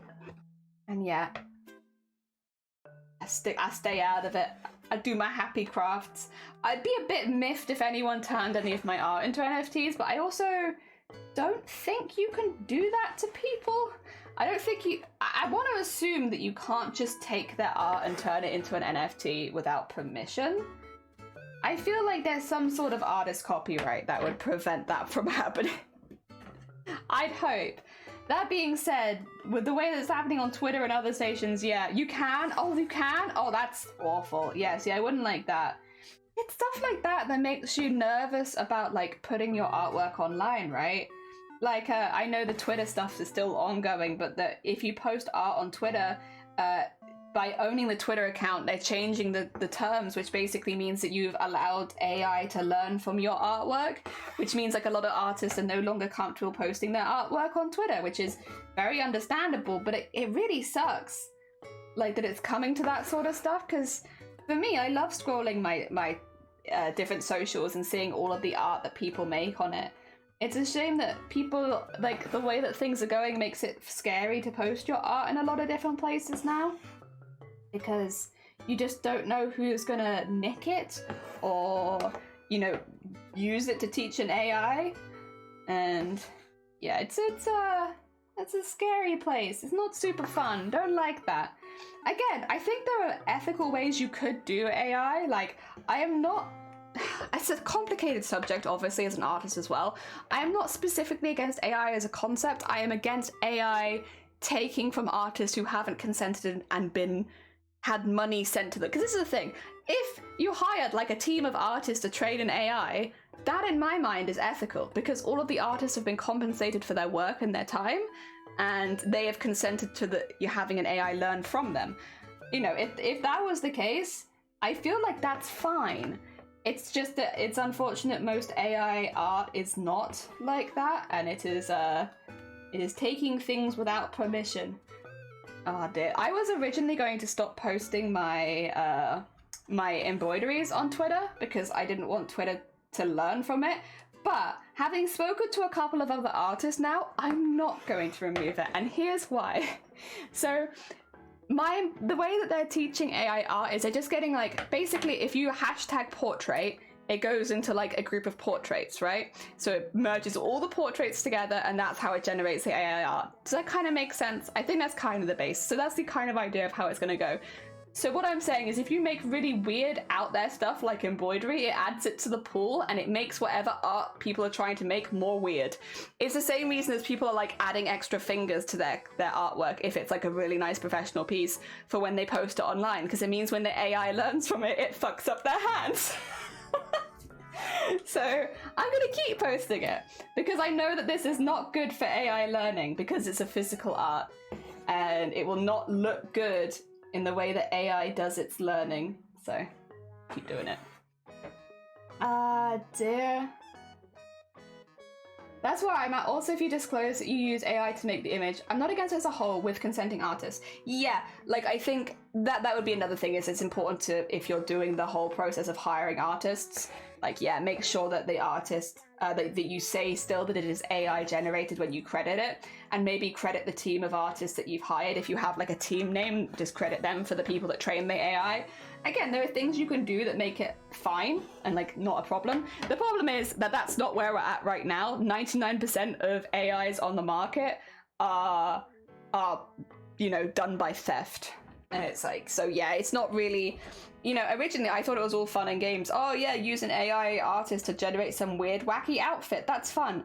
But then when you realize they've stolen from actual seamstresses, actual people, tailors, people that make these outfits for a job to generate artwork based on their designs, it's like, oh, you know, what sounded like a really fun thing is kind of ruined when you realize like what's gone into it.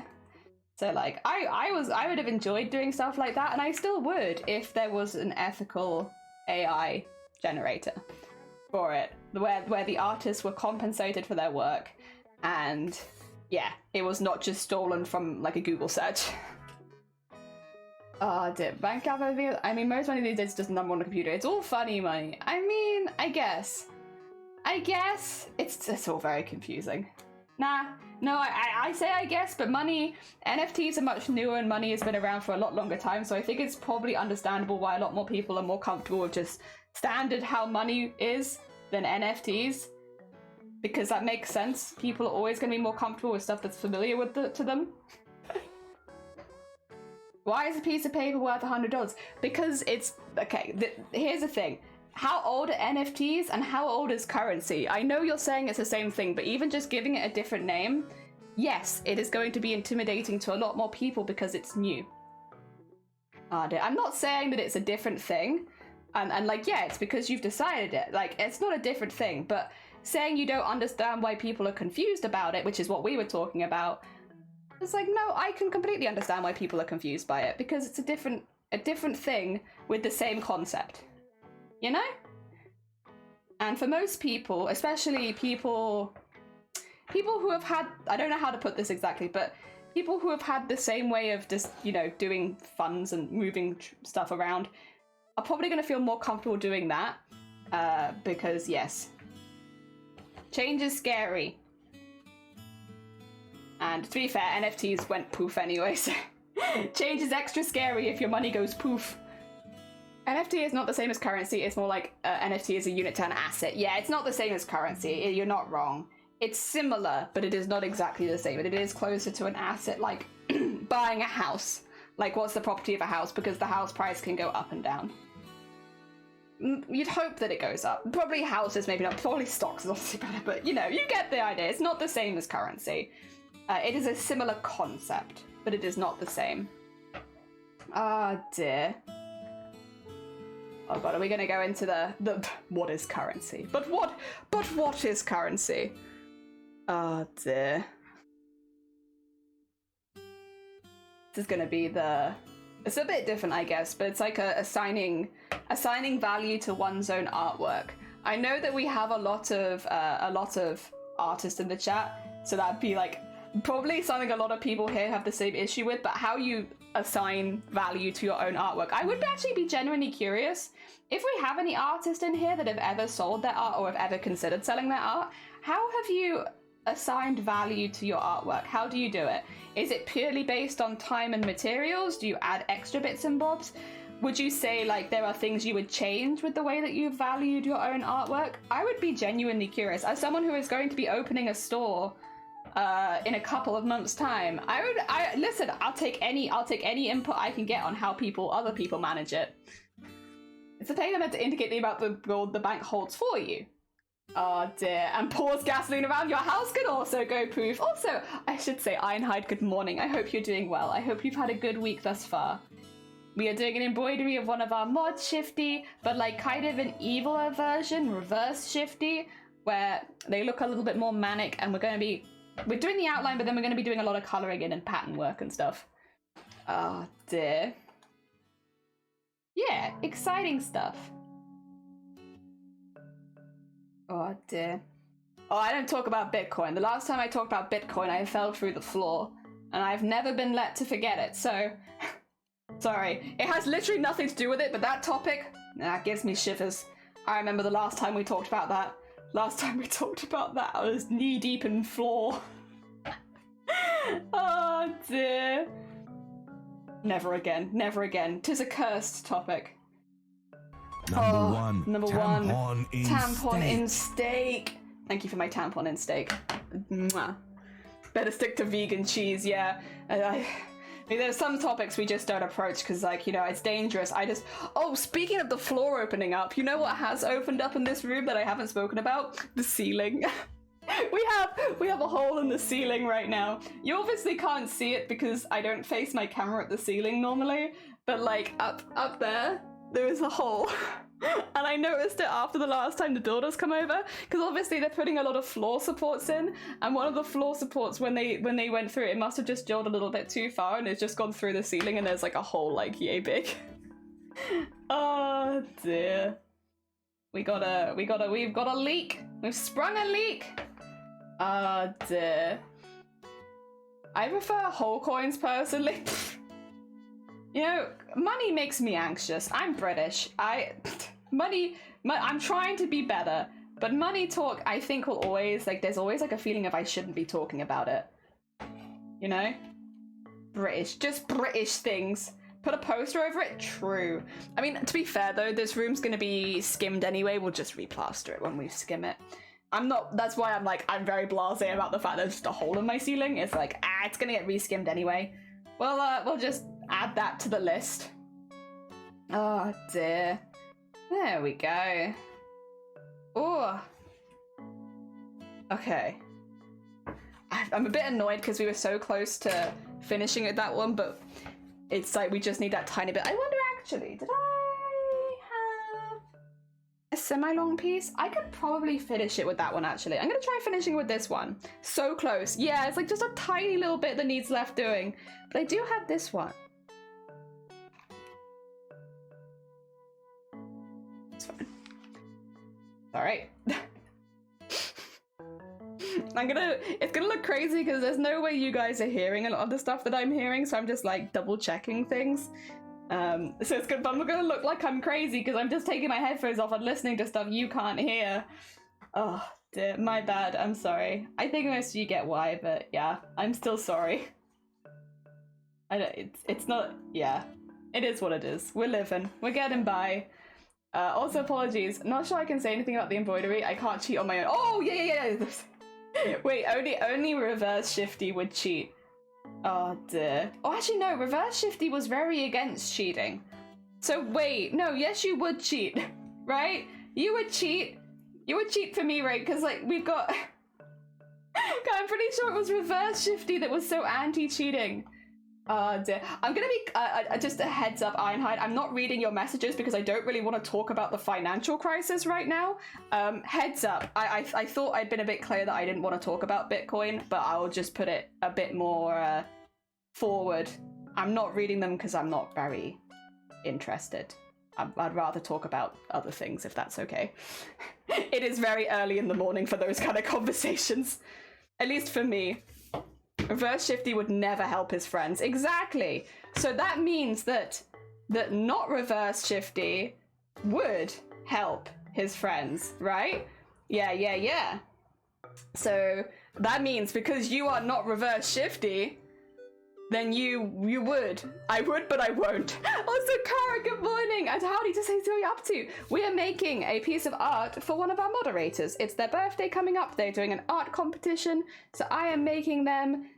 It's like their avatar, their OC, the VTuber they use. I'm making them an evil embroidery of their VTuber called Reverse Shifty. It's from the lore. Oh dear. Oh dear, exactly, but I can't. But Shifty, didn't you help someone else out? Help me out. What have I done wrong? Tell me what I've done wrong. You helped somebody else, right? Oh dear. I am joking. You don't have to help me. I'll work it out. No, I didn't explicitly help them. I don't know. It kind of sounded like explicit help. Yeah, I don't know, because I think Dem was going to enter the competition maybe, right? Dem, did you hear that? That Shifty might have given explicit help to another person entering? Did you hear about that? Ooh. Ooh. They asked me for help and I said no. Fair. That sounds like explicit help to me. Oh dear. Looks fun, gonna bounce. Yeah, you're fine. We'll probably be working on this for a couple of streams just because it's a little bit bigger, so it'll take a little bit longer. But yes, you might see it again, but hopefully a little bit closer to finished. Oh dear, it's been 2 hours and I've done the outline. I did what now? Right, Dem? Right? 100%, yeah? Alright, what colours are we doing reverse shifty? Because I'm honestly... What's the opposite of purple? Is it... Yellow? I don't know if I want to do a yellow shifty. That might look too angelic. Let me look at shifty. That was a real question. Yeah. Yeah. I heard my name. Oh, yeah. I was yelling at Shifty, and I was using you to yell at Shifty. Don't worry. I was using your name to bully Shifty, so don't worry about it. I'm using you to help me throw Shifty under the bus. Oh, dear, throwing people under the bus seems to be a theme at the moment. One of my mods blamed me for something they did as live. Oh dear, so close to they did it, so I was sacrificed. Yeah, I mean, the bullying is an important part of backwards and forwards between you and your mod team. Your mod team comes in, you say your good mornings, and then you take turns throwing each other under the bus. I need to look at Shifty. What color are you? You're mainly purple. I don't know how purple... I guess I could do you with like a blue highlight. Make it really cold colors, maybe? I do have some good purples, although that's very much stuck in the wrong place. Let me just get us out of here. Get off there. And then... Give me this. My threads are in a bit of a mess since Chroma, because I haven't fixed them. Which is my own fault, however. Yeah, this one's like a nice purple. And I do have... in my other thing over there. Sorry about that. I don't know if that one would have even picked up because that was very high pitched. Yeah, have some like colder colors there, which would probably work. I think this is the... Ooh, is it this one? Yeah, that's the same color, I think. Oh dear, I'm sorry, Shifty, I don't know what's happening. Jelly's favourite part is throwing me under the bus. It is, that's my favourite part of stream. It's just picking Shifty up and throwing them under the bus over and over again. That's the best part, I love that bit. That's a good bit of stream. That is definitely pink, not purple actually. Oh dear, it's okay. I'm basically doing another art competition. I'm trying really hard to not help people because it would be cheating. Like I keep offering to help people and then I remember I can't. Yeah, I want to find... Can I play your clip, Shifty, from the other stream when you were discussing people not being able to... not being able to help people? Oh dear. Oh, let me have a look. Where would it be? Where would I have put it? Where would I have put such a thing? Of course, hell yeah. I just need to find it, to be honest. Where would I have... Where is it? Is it in content? Oh, yeah, there they are, clips. I was like, where do clips go? I need it to be bigger, and then I need to capture it. So I'm going to steal Captain Television, and I'm going to put it on this. Yeah, and then you should be able to see... Hey! A clip. Oh no, wait. That's not... 2 seconds. I've got that one muted. Which makes sense, because normally I wouldn't want Twitch playing while I'm live, you know? Because I wouldn't want to hear anything from Twitch. But I might need to unmute it just to actually listen to a clip, huh? Alright, let's try that again. But, you know, like, I don't know, talk about life or whatever. And I'm like, oh, I'm always here for support if you ever need to talk to anyone or whatever. This is like the complete opposite. It's like, do not talk to me. I'm not here to support you.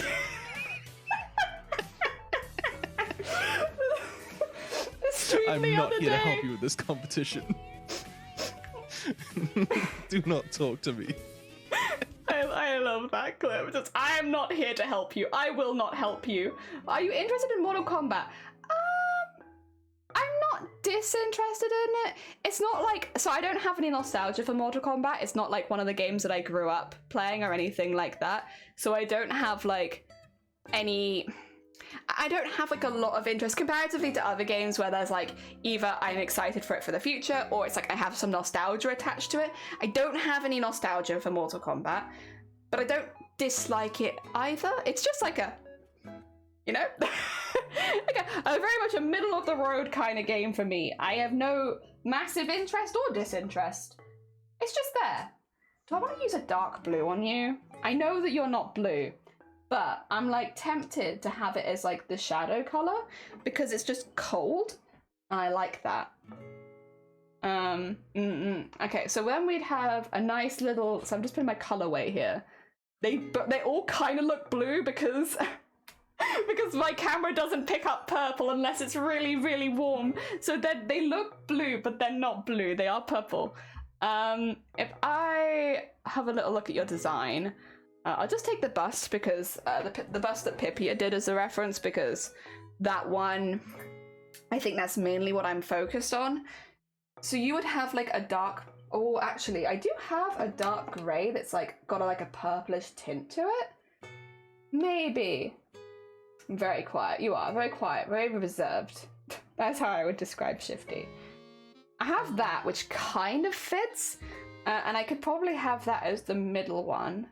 Where are the dark? I need to do like, you know, paint my numbers kind of vibes. I need to draw on your character and just be like 1, 2, for which colors are going in which places. I think this one would be for the middle of the hat because then that will match this bit well. And then maybe on one side and on the other side, and I can use the blue to shade it. Could use the blue to shade this one as well. Are they different enough? I think they're different enough. The only difficult bit will be then when it comes to like picking colors for the rest of it so it doesn't look too lopsided because that will be matching there. And then I could do the majority of the suit in the blue, to be honest, almost, because it's going to be so heavily in shadow I don't think you'll see it. So I might have all this in the really dark blue just because you won't see that bit.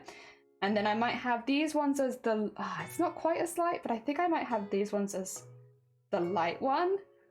Oh, but that's kind of meant to be the light one.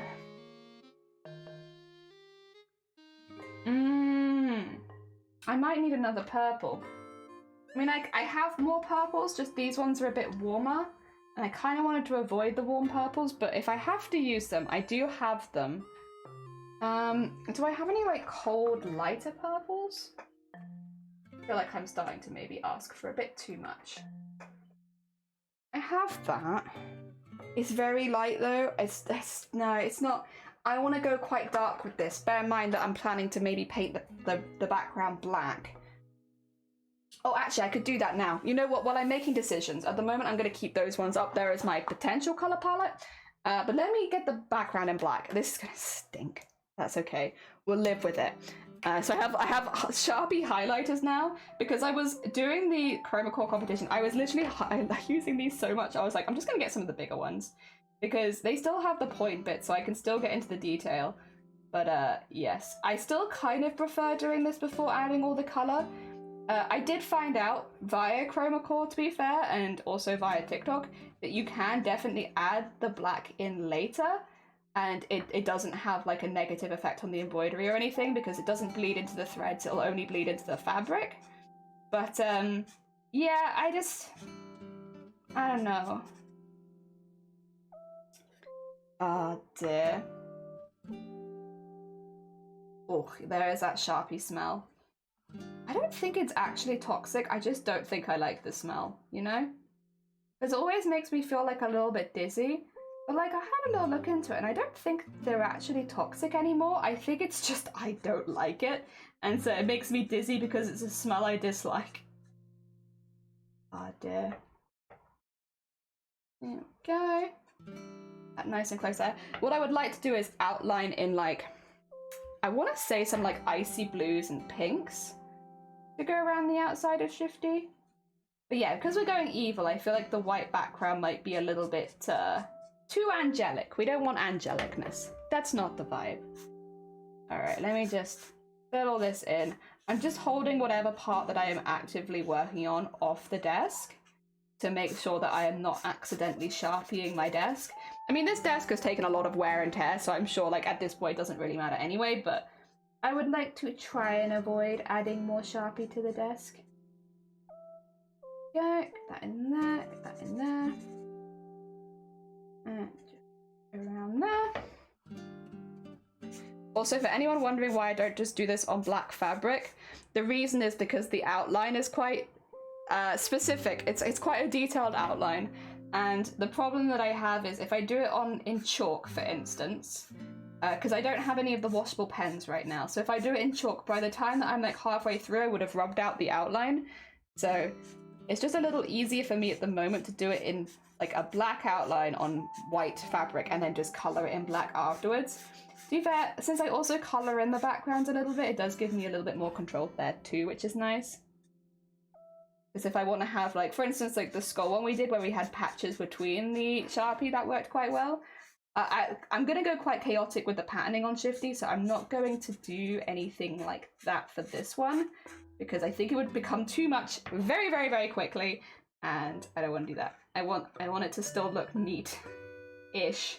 It can be chaotic, but, like, also neat, please. There we go.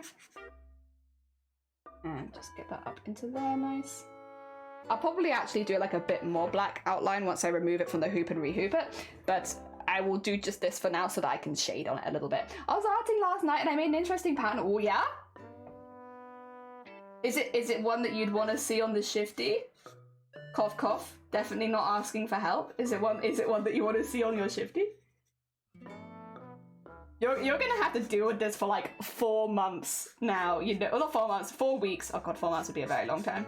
You're gonna deal with that for like 4 weeks now. It's gonna be like, is this what you wanted? Is this what you want? Yeah, send it me, send it me, send it me, and then tell me if you want. 4 months. Yeah, I've accidentally delayed your birthday. Sorry about that. No, 4 weeks now. Every time I make a design decision being like, is this right, Shifty? Is this what you wanted? Oh, nah, I won't do that to you. Also, this will be finished in like a few days. Probably by Monday, I would say. Pretty confidently this will be finished. So, like, unless anything very dramatic happens, which, to be fair, there are dramatic things happening, but unless anything else very dramatic happens, yeah, we got this. I might be the first person to enter. Ooh la la, very exciting. Okay. I'm getting there. The hat is nearly outlined. Send. Let's have a look.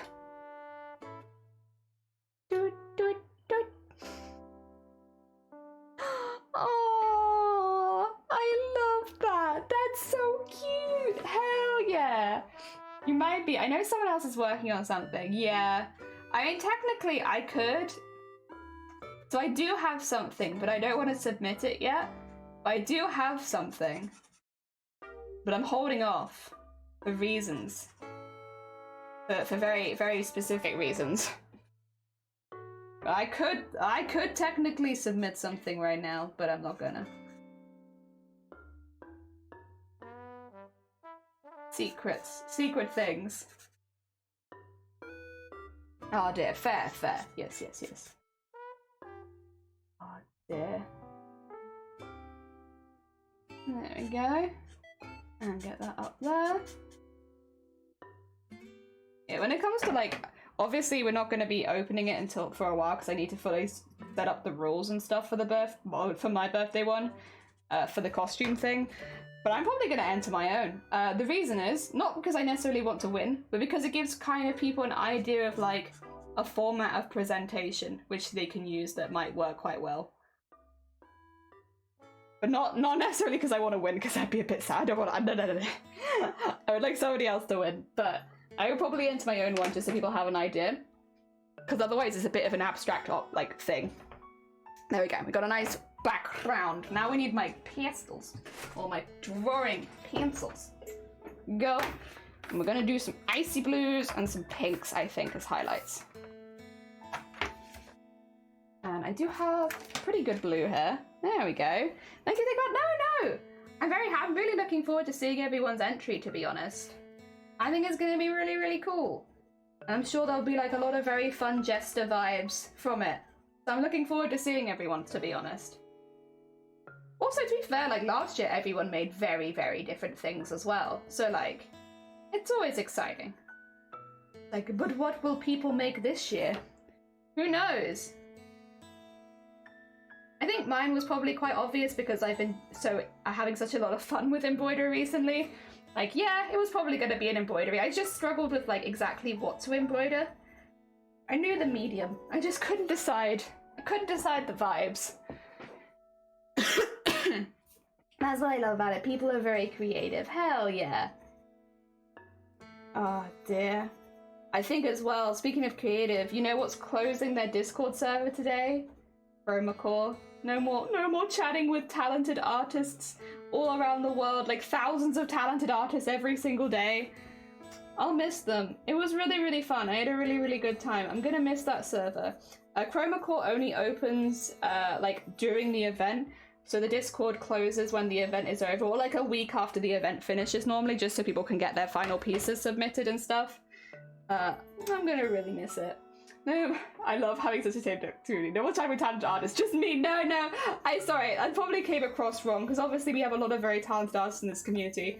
I kind of meant more that there are like 2,000 people in that community that are very, very active every single day, so you see their art every single day, which is like, it is a very unusual thing to have access to be fair. Like very, very rare that you get to see that much art that consistently. Oh, that's my heart to no!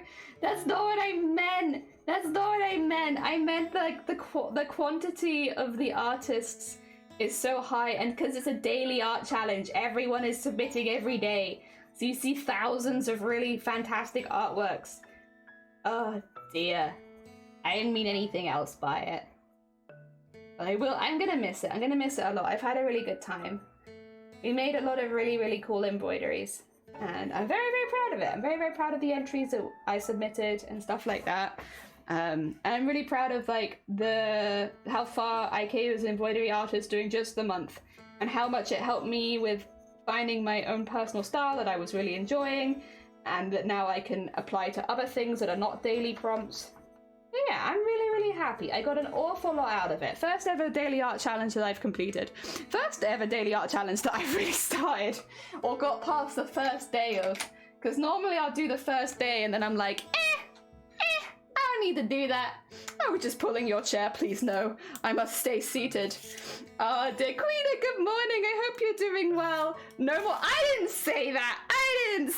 Oi, you're putting words in my mouth there. I don't remember saying that. Oh dear. Welcome on in there, Queena. I hope you're doing well. I was just saying, because the Chroma Discord is closing today, I'm gonna miss all of the Chroma people. But yes, it was a really good experience. I had a really good time. I'm so glad we did that. I know it was a big detour from the cosplay stuff, but I feel so much more confident with like the cosplay stuff we've been doing now. And like when we do get to the embroidery parts on the legs, I'm so ready for that now. I'm very talented community artist and Shifty and Deb. No! God damn it. Okay, I'll stop talking about it then. I won't talk about how much I enjoy myself. Oh dear, only pain and suffering allowed in this channel. To be fair, I do think I've said something like that before. So if anything, I just need to stick closer to my own rules. Sorry guys, we're only allowed pain and suffering. No more, nothing else. That's it. That's what this channel is all about, to be fair. That is why I started streaming. It was to inflict pain and suffering on as many people as possible. Oh dear. Jelly getting thrown under the bus. I mean, true. Deserved, honestly. It's like a simple background, but I think they all work well for like the slightly more evilly vibes. I'm a fan. The only thing that I can't decide is if I want any stars or anything, but I think that I don't. I don't think I want stars because I don't think I want there to be any other light sources. I kind of just want the ones there. Yes, only pain and suffering. I think I could be wrong, Dem. Do we already have a quote like that? Because I am 99% sure I've told everyone that you're not allowed to smile on this channel before. I'm like 99% sure I've come live on stream and been like, you can't smile. We're not a community that does happiness. And I basically told everyone you're not allowed to smile on this channel. I wouldn't be surprised if we already had like, yeah, a similar one. The one at the bottom is going to be pain. I don't know what that's a reference to, but I'm probably right. Oh, colors. I need to look at the shifty. Nope, that's today's. I was about to be excited because I was like, oh my god, yeah, I have said it before today. Damn it! I thought I'd said like I think at the very least I've said something similar, but maybe I didn't have it quoted at the time. I don't know. That's been the general vibe of the channel. All right, this is black. I should really know this because I did make the VTuber, but I have forgotten which places are black and which places are not. I kind of almost do actually want to fill it in black. I wish I had a darker grey, but I do not. This is the best I have. You said it before, like a minute ago. True. I told it in school once. The teacher saw me smiling and they knew I was so good. They gave me oh my god, Queener. But they weren't wrong. I was pretty good. I didn't get a lot of after school detentions. I mainly got like the lunchtime detentions. And 99% of the time, all of my, well, I say 99% of the time, all of them, basically all of my detentions were for talking during class. I'm chatty. What can I say? I liked talking. Like sometimes I would get detentions even if I was talking about like the problem we were solving. Yeah. Like most of my detentions were, Jelly, stop chatting. We're in class and it's like, I can't help it. I'm chatty. It's natural for me. Stop stopping me from chatting. Oh dear. Like, even if it's school, listen, I wanna be chatting. I might need to just get some ideas of directions. Hey, Judy, with some advice? If I can help, I'm happy to. It does kind of depend on what the advice is about, though. There are many things I would probably only give very mediocre advice on. But if I can help, I am happy to try. Sorry. Colleague has got the second image. How would the detail of sleeves are not too heavy traditionally? Oh, okay, let's have a look-see.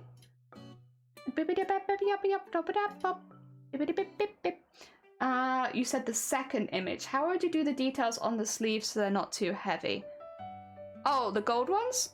I mean, if you want them really light and you want them to be shiny like metal, I would just do them in an iron-on vinyl. I don't think it will look quite as fancy, but you can always do some pretty stitching around the edge of the iron-on vinyl so that it looks a little bit more that. But if you wanted it lightweight and shiny, iron-on vinyl in it.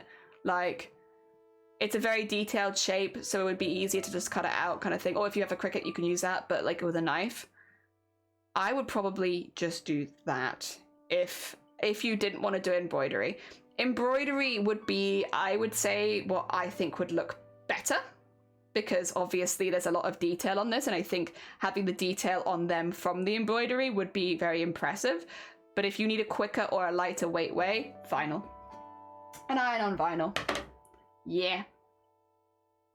Oh dear.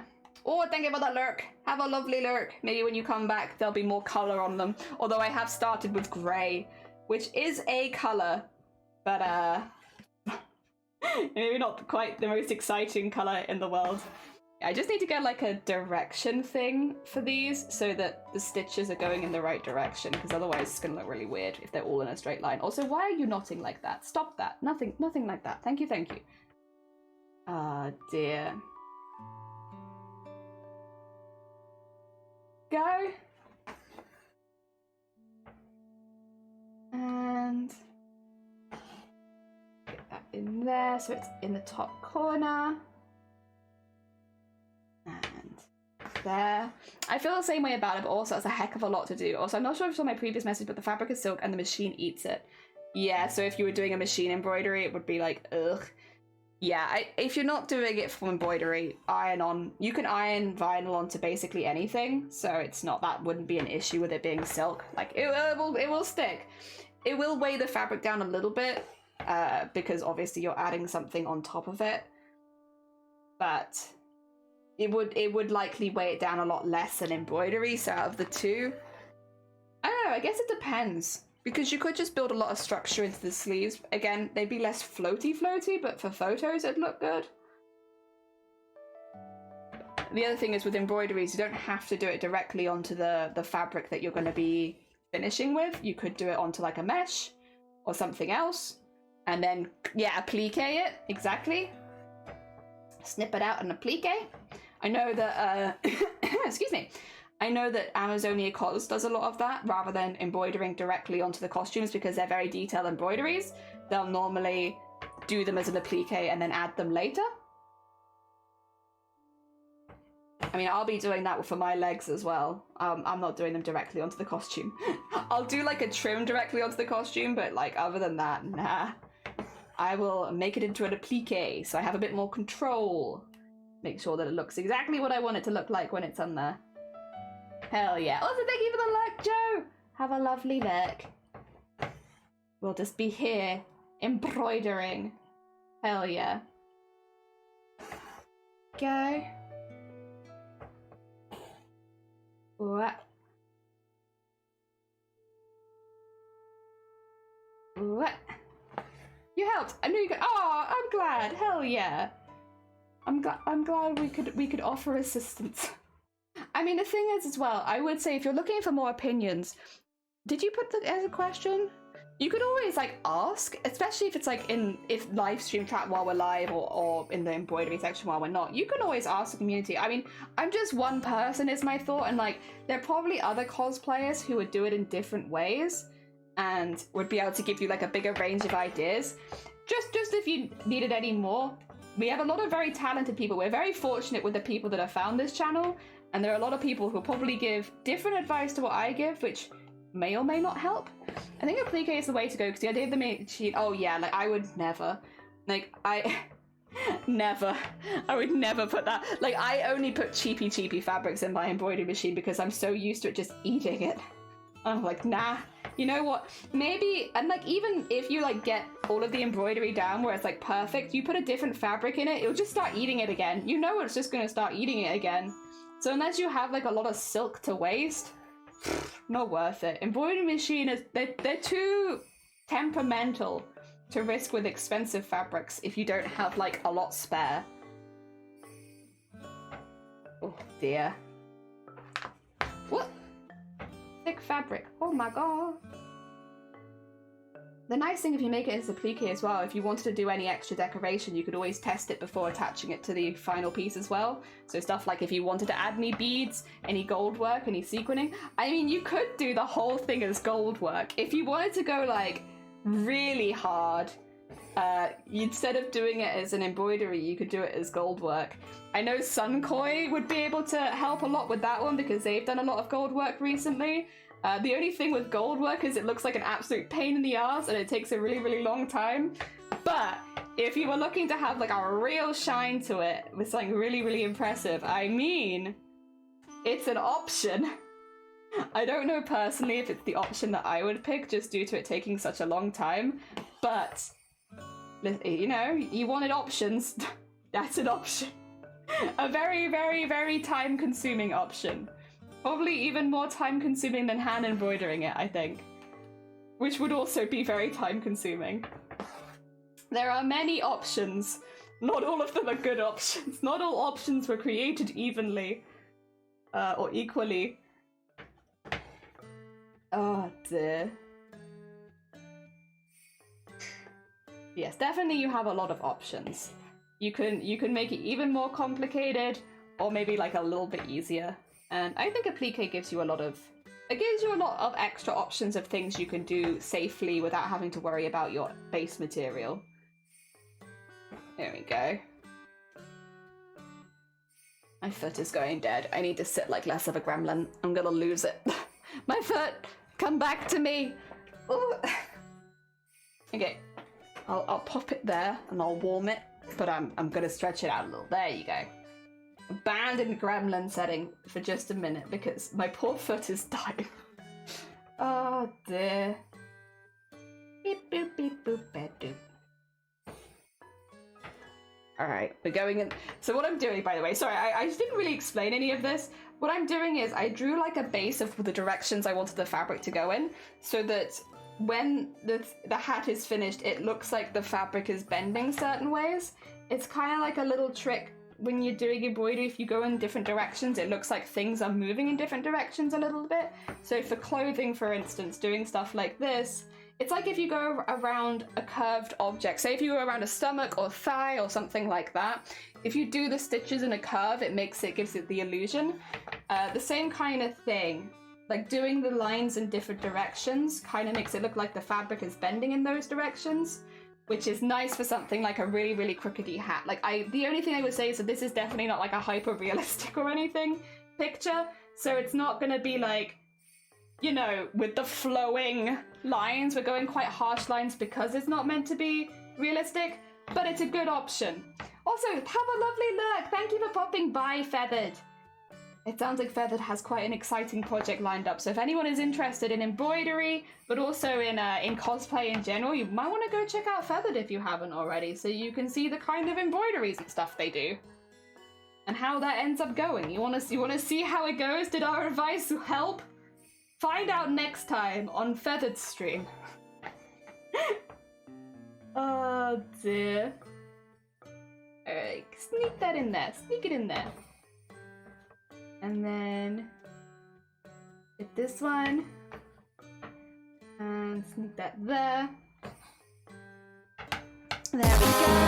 Oh my god, it's a World queener! only have two things you can eat and things you know can eat. True, true. Wait, is that Queena's quote? Is that Queena's actual quote? I'm finding out. Is that the actual Queena quote? Queena. Queena. Quen.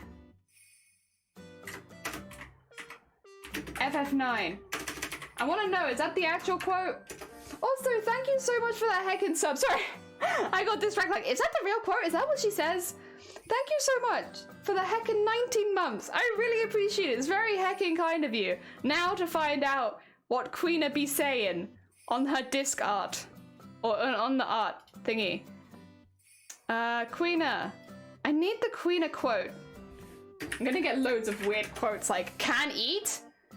Oh, I do what I want. You have problems? Yeah, that sounds like Queena. Queena very argumentative, you know, like, I'm doing what I want. Why do you have a problem with me? I like Queena. Queena's a good character. Very free. I kind of like Queena as well as, like, obviously they want to grow as like a chef and stuff. They do have goals, but comparatively to the other goals that everyone else has and the other problems that everyone else is going through, it's like just a little bit more realistic. Weirdly, Queena has some of the more realistic goals. You know, like more like eating lots of different foods is a goal that I can very much get on board with. Unlike Vivi, who wants to understand his purpose in life and why he was created. Like, I can't quite relate to that as much as I relate to, I wish to eat a lot of different foods. Oh, it's unpredictable. Sorry, I need to drink something quickly. Welcome on in, though.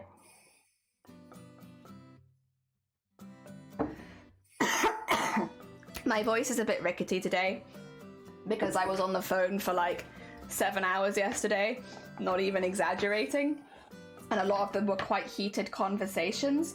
So my voice at the moment is suffering a little bit as a result of like 7 hours straight. Like, not even, like, I took no breaks. So I was like pretty much from 9 in the morning till 5 in the evening consistently on the phone. There were like a few times where I was like on hold, but the majority of the time I was not on hold. And my voice is like, because of it. Very, very tired. A very tired voice. I do talk for a long time normally, but there's just something about talking on the phone for that long. it's just not fun. It's not fun. I don't mind. I don't have like a phone phobia like a lot of people I know. I don't get nervous or anxious about talking on the phone, but I do get tired.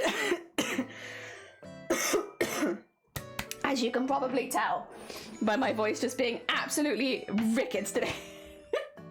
Oh dear.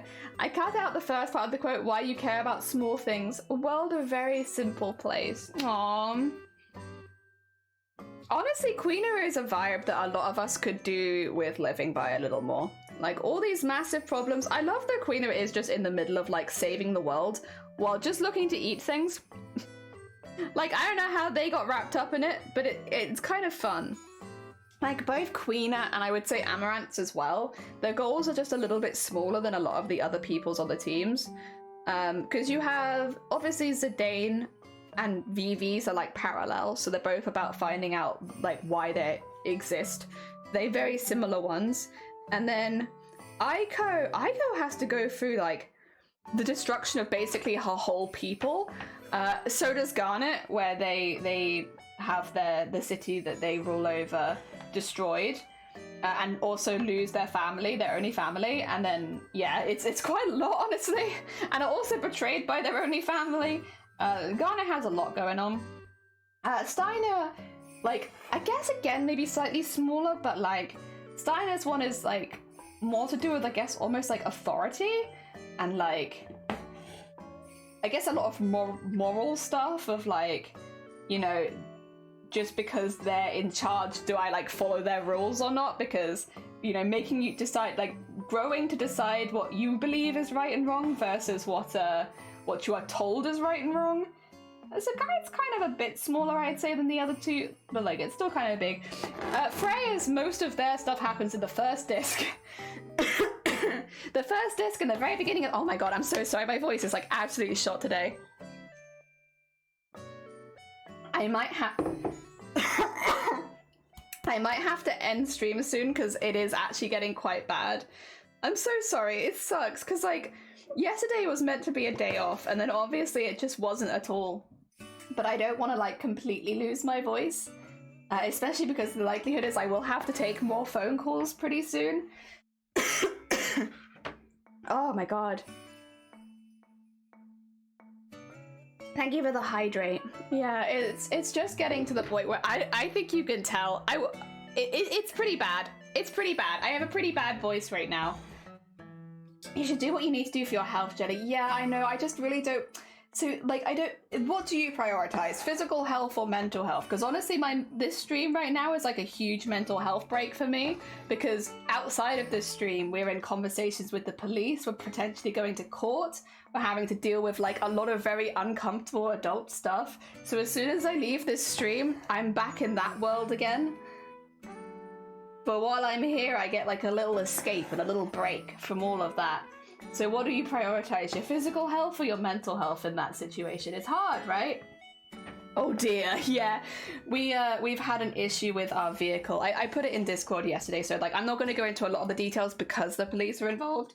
But like, yeah, we had an issue where someone is refusing us. Basically, they're doing something that's very, very much against the law, and I was the one who reported it. Not because I was trying to report something against the law specifically, I was just trying to get some documents.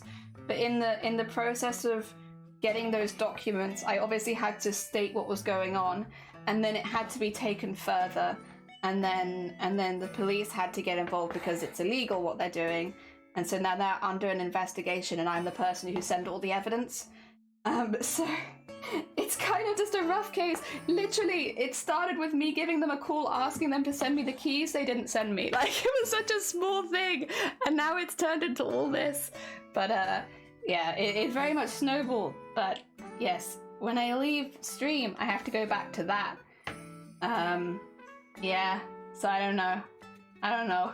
I kind of want to stay here a little bit longer. I won't be, you know, too immature about it. Like, I know that I have to go at some point, But I would like I just want a little bit longer. Also, I will say right now, because this happens sometimes when my voice gets bad, I might sound upset. I am not. Obviously, like, I'm under a bit of pressure outside of stream right now, but I don't want anyone to think that I'm like crying. But the problem is when my voice gets weak, it sounds wobbly like someone who's cried. I'm not crying. It's just the tricks my voice is playing on you. Oh dear. Oh dear. Yeah. Oh dear.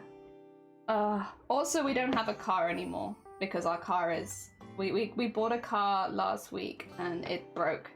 But it, like, we didn't do anything. It just doesn't turn on anymore.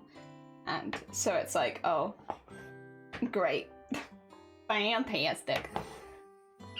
It's just me. Ah, dear. I recommend having a third option where you don't have to talk as much, but you still get the benefit of escape. It's never gonna happen. I'm too chatty for that. I'm just way too chatty for that. I love chatting. Ah, dear. I really hope that it comes back properly for tomorrow, though, because tomorrow I have a lot of things that I really want to talk to everyone about. We have a really big announcement tomorrow. Something that I've been excited to announce for a very long time now.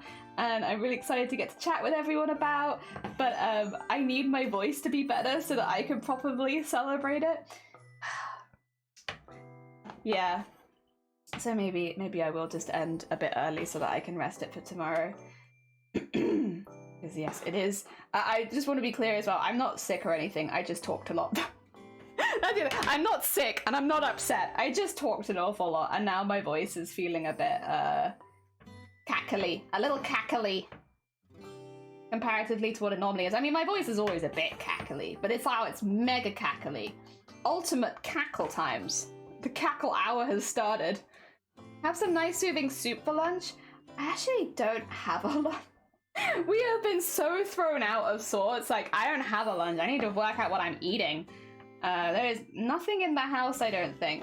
We got dinner, but I don't think we have lunches. So we're gonna have to sort that out. Because I need something for lunch.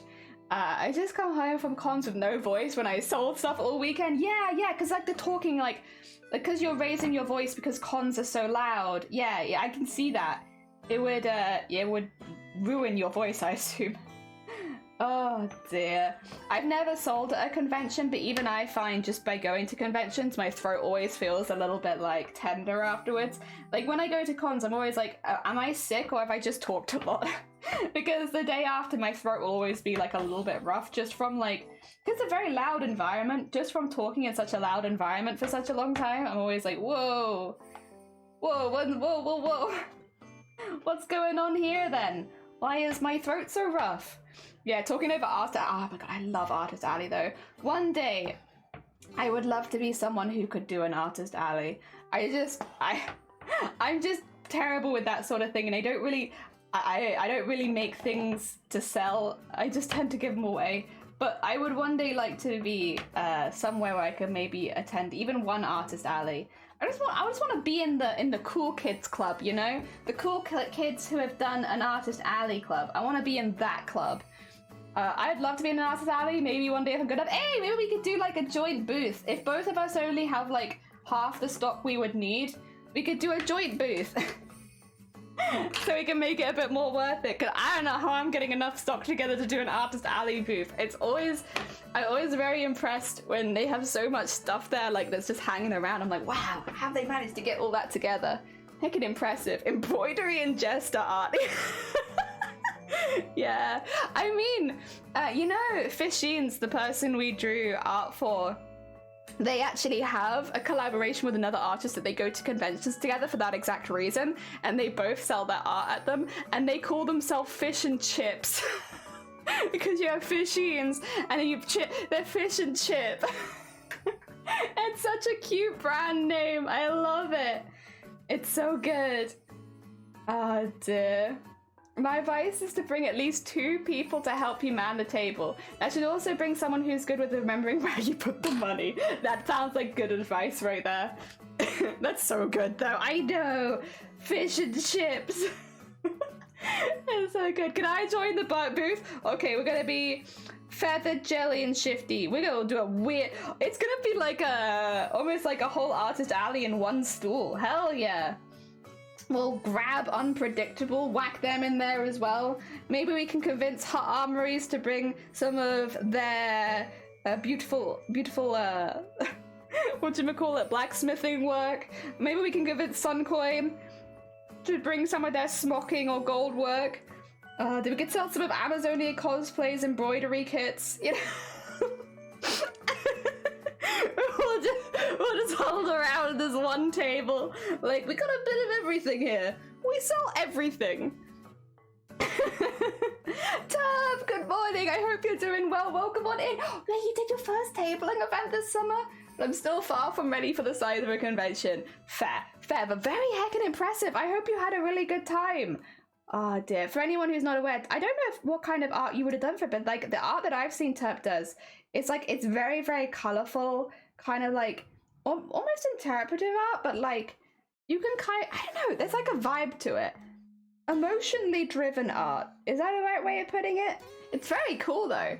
Oh dear. I'm gonna have to bring small stuff if I'm sharing a table. Earrings! Yeah, no one's claimed earrings so far. I'm just imagining a table with like 20 plus artists. Yes, a one-stop shop. I love that. Needle felting, perfect. No one's filling that corner yet. There we go. We got needle felting. Did someone say embroidery? No, that was me.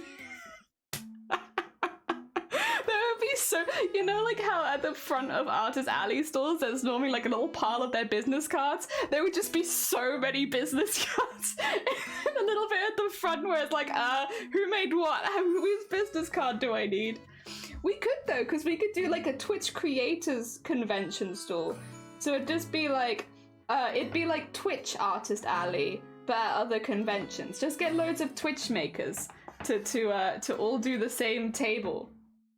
And we could have like the Twitch table. Oh dear. I don't know how sustainable this is, but I do really like the idea. The Twitch table. Can I get a business card, Sonny? Giving the plushies? Hell yeah. They had a couple of digital prints along with the, oh, of course, yeah. I forgot about that. The bleaching, hell yeah. Oh, lovely.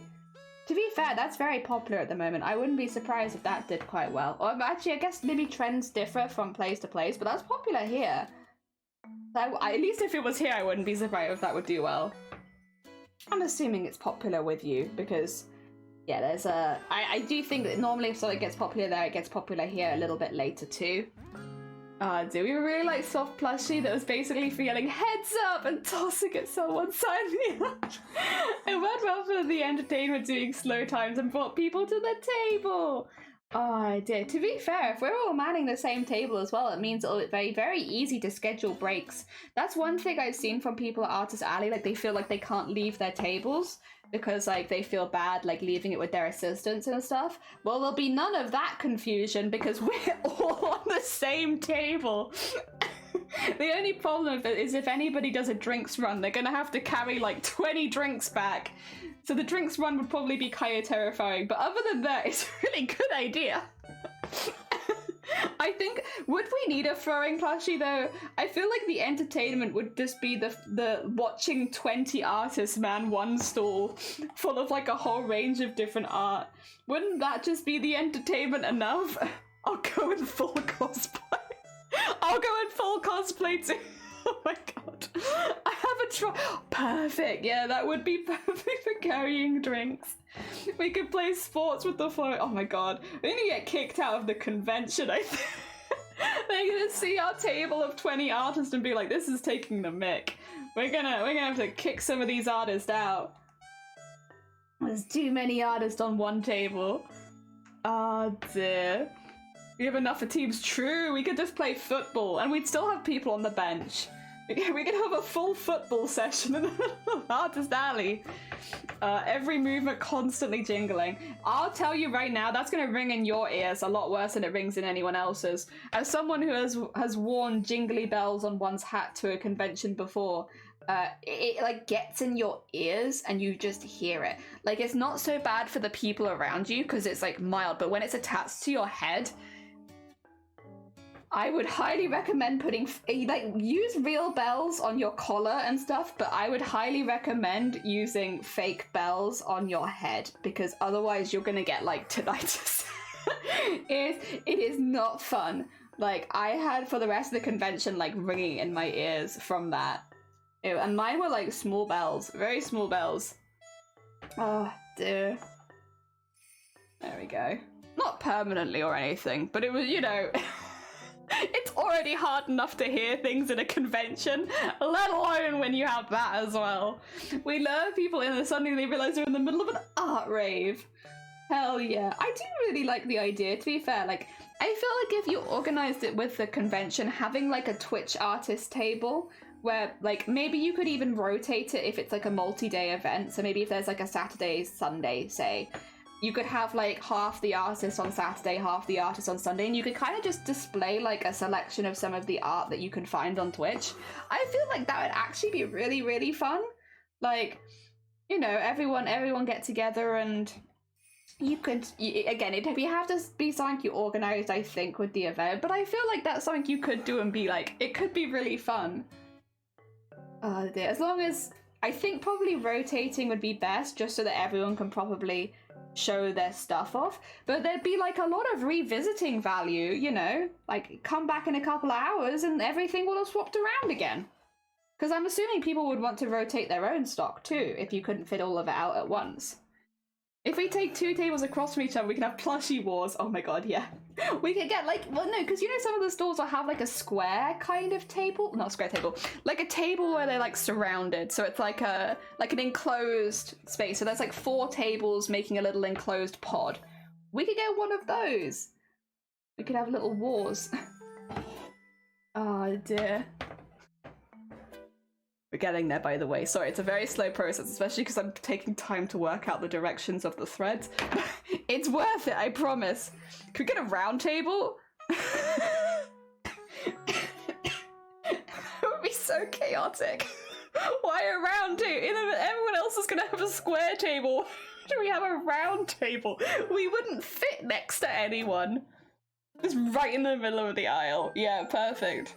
We could all come as knights of the round table, and we could all have like a slice of the cake as where we're putting stuff. Like a tiny hole would have said like us. Oh my god. It sounds very chaotic. I mean, I'm not against it. Now I'm picturing fights of foam rappers in front of the round table. Yeah, this tracks for the community. Other chaos. People are gonna be like introduced. Like a lot of people outside of Twitch still don't realize there's a big art community on Twitch, right? Like there's a lot of people we still have come by the streams like, oh, I didn't know people did different types of art on Twitch. I didn't realize that was a thing. So there's still like a fair few people who don't realize that art is a thing on Twitch, which means that that would be some people's first introduction to the community. Also, Sonny, welcome on in. I hope you're doing well. I am having a few issues with my voice today, so I'm sorry if I sound more emotional than usual. But I am okay, and we are doing Shifty Pluke art for the competition. I am doing a reverse evil Shifty. Yeah. Why is there no cake? Because this is reverse Shifty, and reverse Shifty doesn't have cake. That's one of the evilest things about them, is this is reverse Shifty, opposite day Shifty. So they don't have cake. I know, it's pretty hard to come to terms with. We've all struggled like throughout this stream, realizing that Shifty won't actually have any cake in this art. It is what it is. I'm planning the world's most chaotic art. Oh yeah, we're planning to have like an artist alley table with like 20 plus Twitch artists all on one table, and just rotating the stock. Oh dear. At the moment it sounds like they want the table to be round. Reverse Shifty got that bike, big tit energy. Oh yeah. Wait. Oh, I see. I was like, wait, bisexual big tit energy? No. No, like big tit energy. I get you. I got the emphasis confused. Oh dear. Hell yeah. Although, to be fair, you can't see your tits. They're too low in this picture. They would have been lower. It kind of just made you a sticky person. Sorry. Oh dear. What you don't know is that the legs on this Shifty Blue model, that's where the cake is. It's all in the legs. But because I haven't done the legs, you can't see it. Sticky, yeah, I made them sticky. Like they got like a little neck and like little thin twiggy arms. So they're sticky. A sticky Shifty. Yeah, I thought it worked a little better in like the horror vibe because it's like, yeah, it's like the whole like Tim Burton-esque vibe, you know? It's tried and tested. I'm new. I'm using it. I thought you meant the other kind of sticky. Oh! Oh, no, I meant like a stick, not like... He's like, they're sticky. Not like that. Oh my god. Yeah, I was like, why? Why have you decided that it is canon that reverse Shifty is sticky? Well, is standard Shifty sticky? Because if the answer is no, then that would make more sense as to why a reverse Shifty would be sticky. So what would you say? Is standard Shifty sticky? And if the answer is no, then I have some news for you. Oh dear, mate, that's cursed.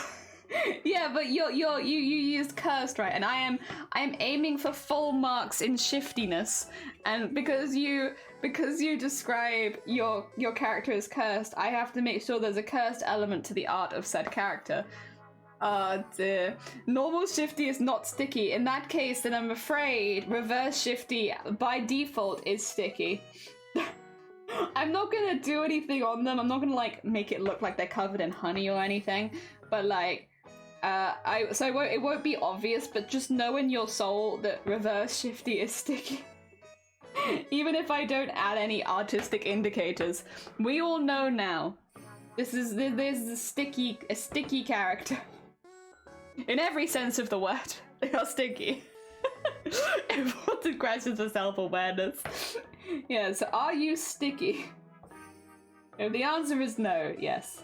Unfortunately, it does mean that this one is. Heck. Wouldn't it have been more sense to be slimy? Ooh, they could be sticky and slimy. Maybe that's why they're so sticky, is because they're slimy. Never hug reverse Shifty. They are, yeah, just take all the things like, Shifty, what, would you say you smell good right now? Would you say that your character smells good? Because if so, reverse Shifty is smelling.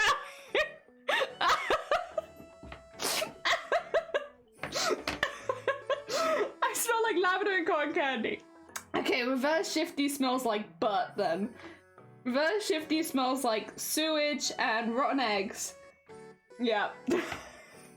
Listen, I don't make the rules. You said this was the reverse of your character, which means if your character smells good, this character canonically is sticky and stinky. Yeah, sorry. Listen, I didn't make the rules here. Is there extra points for stinkiness? Because I've added an extra sense now to this character. There is the sense of touch, which is slimy. There is the sense of smell, which is stinky. Do I get extra points for it being a multi-sensory piece of art? I could like put like something that smells bad on it, but then I was kind of gonna give this to you afterwards, so I kind of don't want it to smell bad because of that. It's a scratch and sniff embroidery. Oh my god. Yes, scratch and sniff. Like my butt? Is your butt scratch and sniff? What defines something that is or is not scratch and sniff? Yes, nice. Oh dear. I guess technically you could scratch and sniff anything, technically. Like, does my desk smell? Like if I... Yeah, it smells like nothing. But I can do it. Like, you know, nothing stops me from doing that, but it doesn't smell like anything. Again, Jelly asking important questions. Is everything scratch and sniff? Well, technically, because you can scratch and sniff anything, right? Also, Shifty, do you have eyebrows? Because that was something that's big. Sorry, actual artistic question about your character. Do you have eyebrows? Yes. Okay. Are they in the hat? Because when I was looking at your art, none of them had eyebrows, except for the small one.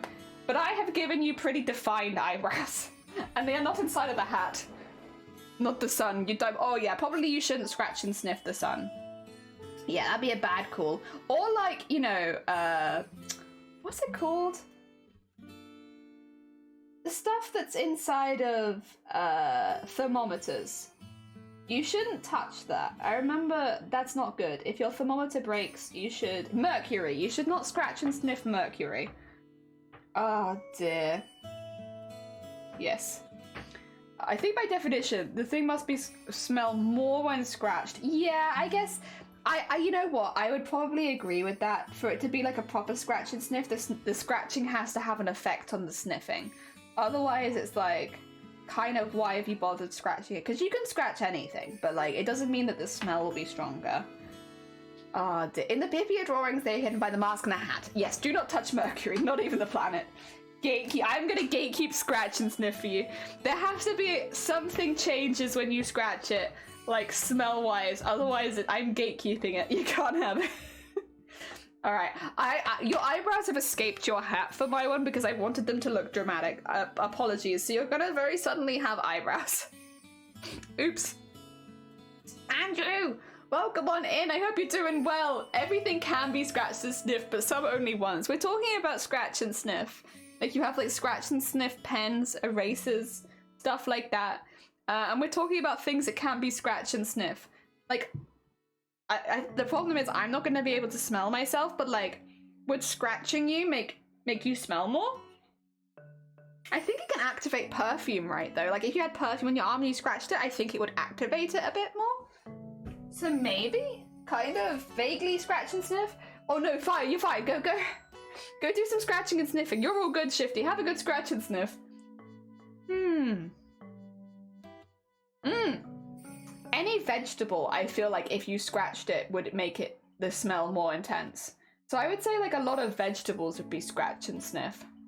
Probably a lot of fruits as well. Maybe even some salads would be scratch and sniff. Why are food companies not advertising their food as scratch and sniff? Come on. Vegetables are definitely scratch and sniff, yeah. I feel like you can get a good scratch and sniff from a vegetable. Like something like an onion, could you imagine? Like that's a good scratch and sniff. That's gonna smell really strong if you scratch it. Your hands will probably also smell really strong if you scratch it. Garlic, scratch and sniff. Never again, lad. Good morning. I had a prize sticker scratch and sniff crumb from Real Monster. They smelled like farts. Aww. Hell yeah. I love that. I don't remember if I had anything scratches. I had like the little gel pens that like were meant to smell like strawberries, but they all smelled the same. I had those. Like they're meant to be like all different vegetables in like a fruit salad, but it just smelled like strawberries. And they all kind of smelled like not really like strawberries, just sweet. Oh dear. I'm gonna think if I had anything else. Also, I hope that your anniversary stream went well. I'm sorry that I couldn't stay the whole time. It went quite late for me, but it was lovely seeing some of the artwork that you made previously. It was very heckin' cool. I'm also sorry, I'm gonna sound like a gremlin today because my voice hurts. Oh dear. I remember one of the Leisure Suit Larry came up. Really? Wait, really? What did it smell like? I can only assume it smelled like something bad because of the game, right? Like that would be like farts or poop. Or piss. Drunk people, maybe. I don't know. Drunk people scratch and sniff. Oh my god. Scratch and sniff is this one's equivalent of the spirals in Uzumaki. Yeah, why is it not everywhere? Sketch markers. Why is it encouraging children to sniff markers? I mean, good point, honestly. The 90s were a crazy time of, hey, let's sniff this. Didn't Sharpie do one? I'm like 99% sure you're definitely not meant to sniff Smarties. Good. Sharpie. Fruit.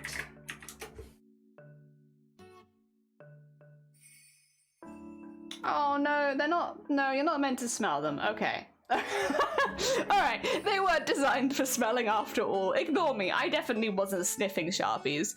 Alright, well. Oh well. It was a 12-hour stream. I barely made it. I can't. I've done, the only times I've done 12-hour streams have either been during sewing challenges where like I have a goal till the end, which is like to like focus on, or speedruns for the same reason. Like just doing like a standard stream for 12, I would die. I would absolutely, I need something. I need to tell myself what to do and do that exactly, or I'm lost. I've gone. I don't know what's going on anymore. I need schedules. It took on. I'm getting closer and closer to like the Lady in Monsters Inc. Like Mike Wazowski. It's gonna become closer and closer to that as the stream goes on. The place on a cruise and different blocks gave you different smells, including one that smelled like fish. Oof. I mean, don't get me wrong, I actually quite like the smell of fish, but I like the smell of fish on fish. I don't know if I like the smell of fish outside of fish. I like the smell of fish when I know that I might imminently be able to consume fish, not so much elsewhere. Person who made gel pens smell good was the same person who made blue crayons taste so good. I don't think I've ever eaten a crayon, you know. Have I missed out? Should I... Next time we do an anniversary stream, I try all colours of crayon because I've never eaten one before. Oh dear. Someone liked Sharpies. I actually, see, we were talking about this earlier because I was sniffing Sharpies earlier on stream. Turns out I actually don't really like the smell of Sharpies and it makes me feel kind of dizzy now. But again, I'm not exactly sure if it's the smell because I don't like it or if it's because I'm sniffing Sharpies. Whichever reason, I know that I don't really like the smell of it anymore and it makes me feel dizzy. Yeah, not for me. Everything I have to smell like vaguely artificial fruit in the 90s, it did. And this is fine, I guess. It is what it is. We're all going, oh god, yeah, I loved Atlantis. I know that not everyone liked it, but I loved Atlantis. I loved it. I thought it was a fun movie. Hell yeah. I liked it a lot. Oh dear. Fish deodorant. Hell yeah. I would be tempted. You can get some weird smells though. I've definitely seen weird smells around. I'm in the anime community. I've seen some weird smells. If I type in anime girl smells, I've seen some stuff. No, not just anime girls. I need their smells. I've seen some interesting stuff floating around. Oh no, this is anime girls smelling things. I need the like spritzes. What? Maybe like perfume. I've seen some stuff at conventions. Yeah. Yeah, the smell of the inside of a shoe of an office worker. Yeah.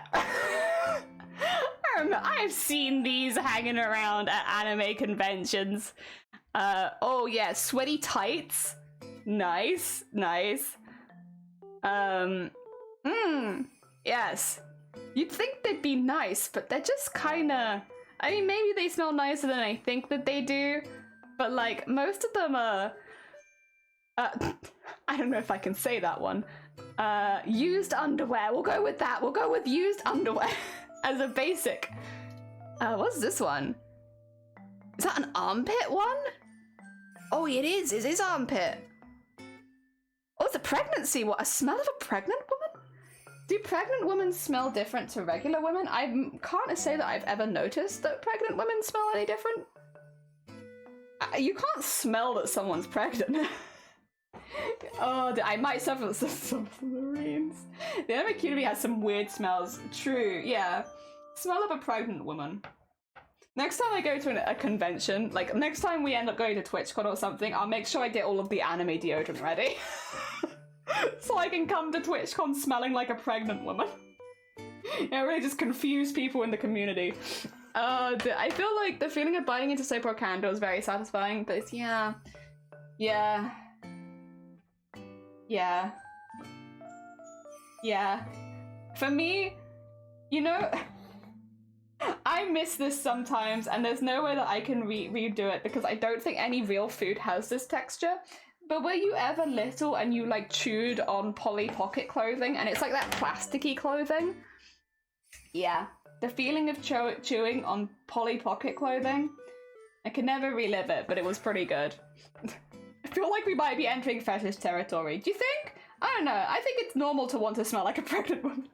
Like every day I wake up and I wish I smelled more like a pregnant lady. I think probably it is more in the fetish line of things. But yeah, I've seen a lot of them at anime conventions where you can find these like weird smells. Dear. I learned such odd things here. Would you like to smell like a pregnant woman? Because apparently pregnant women smell different. There's also like a whole line of pregnancy stuff, so if you want specific pregnancy smells, they have them too. I don't want to visit, really. But thank you anyway. Oh, guys, what is that?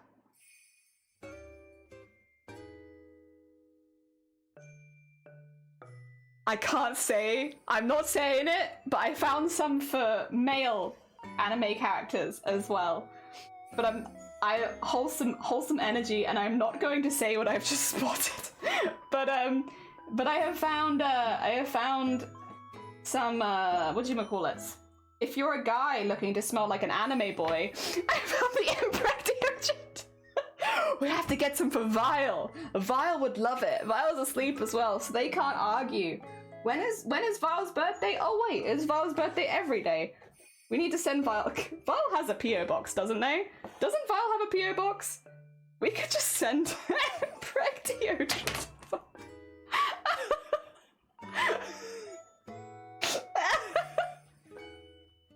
The thing is, I'd feel kind of bad because Vile has dogs, and like, I'm assuming however bad it smells to us, or however weird it smells to us, it probably smells like 10 times worse for the puppies. And I don't know, even as a joke at Vile's expense, I wouldn't want to put the dogs through that, like that box arriving at their house. Dims? Sonny. Hell yeah. Like Jawbreakers from Ed, Ed, and Eddie. Hell yeah. Oh dear. That's good. Good on you not choking on that. Thank you.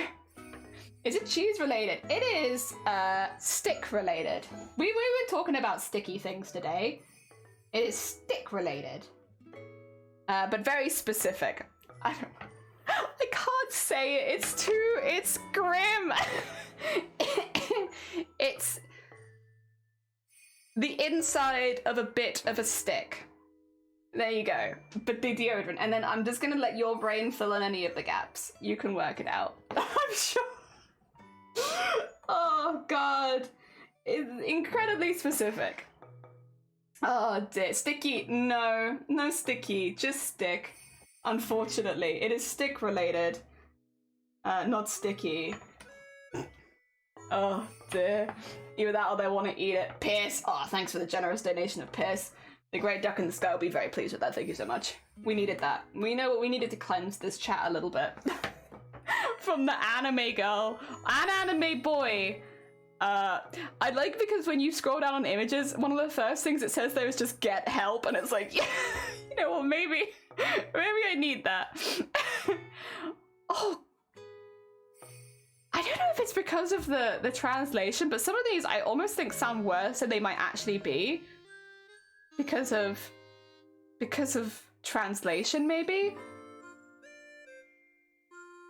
I mean, I could be wrong.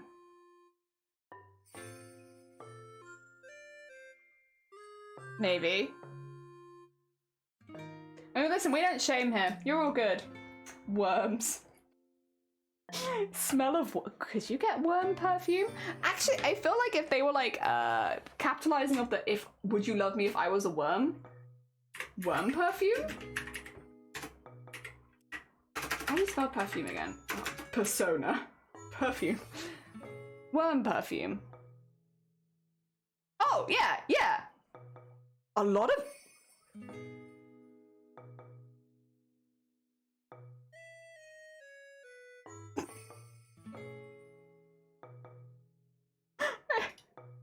Wait, I want to show you guys. I want you to see this. I'm 2 seconds. I just need to make it a little bigger. I know, so that you can see it.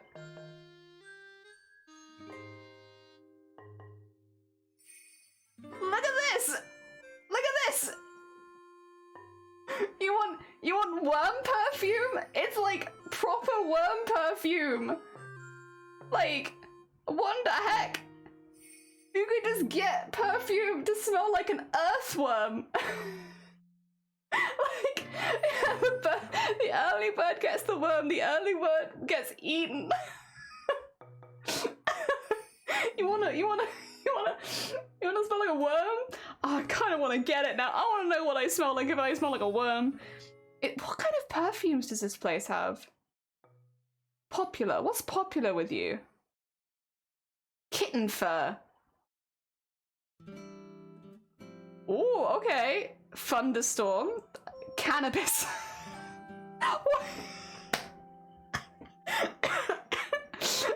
There's one that's just called New Zealand. Oh, dirt. They have dirt. You can smell just like dirt.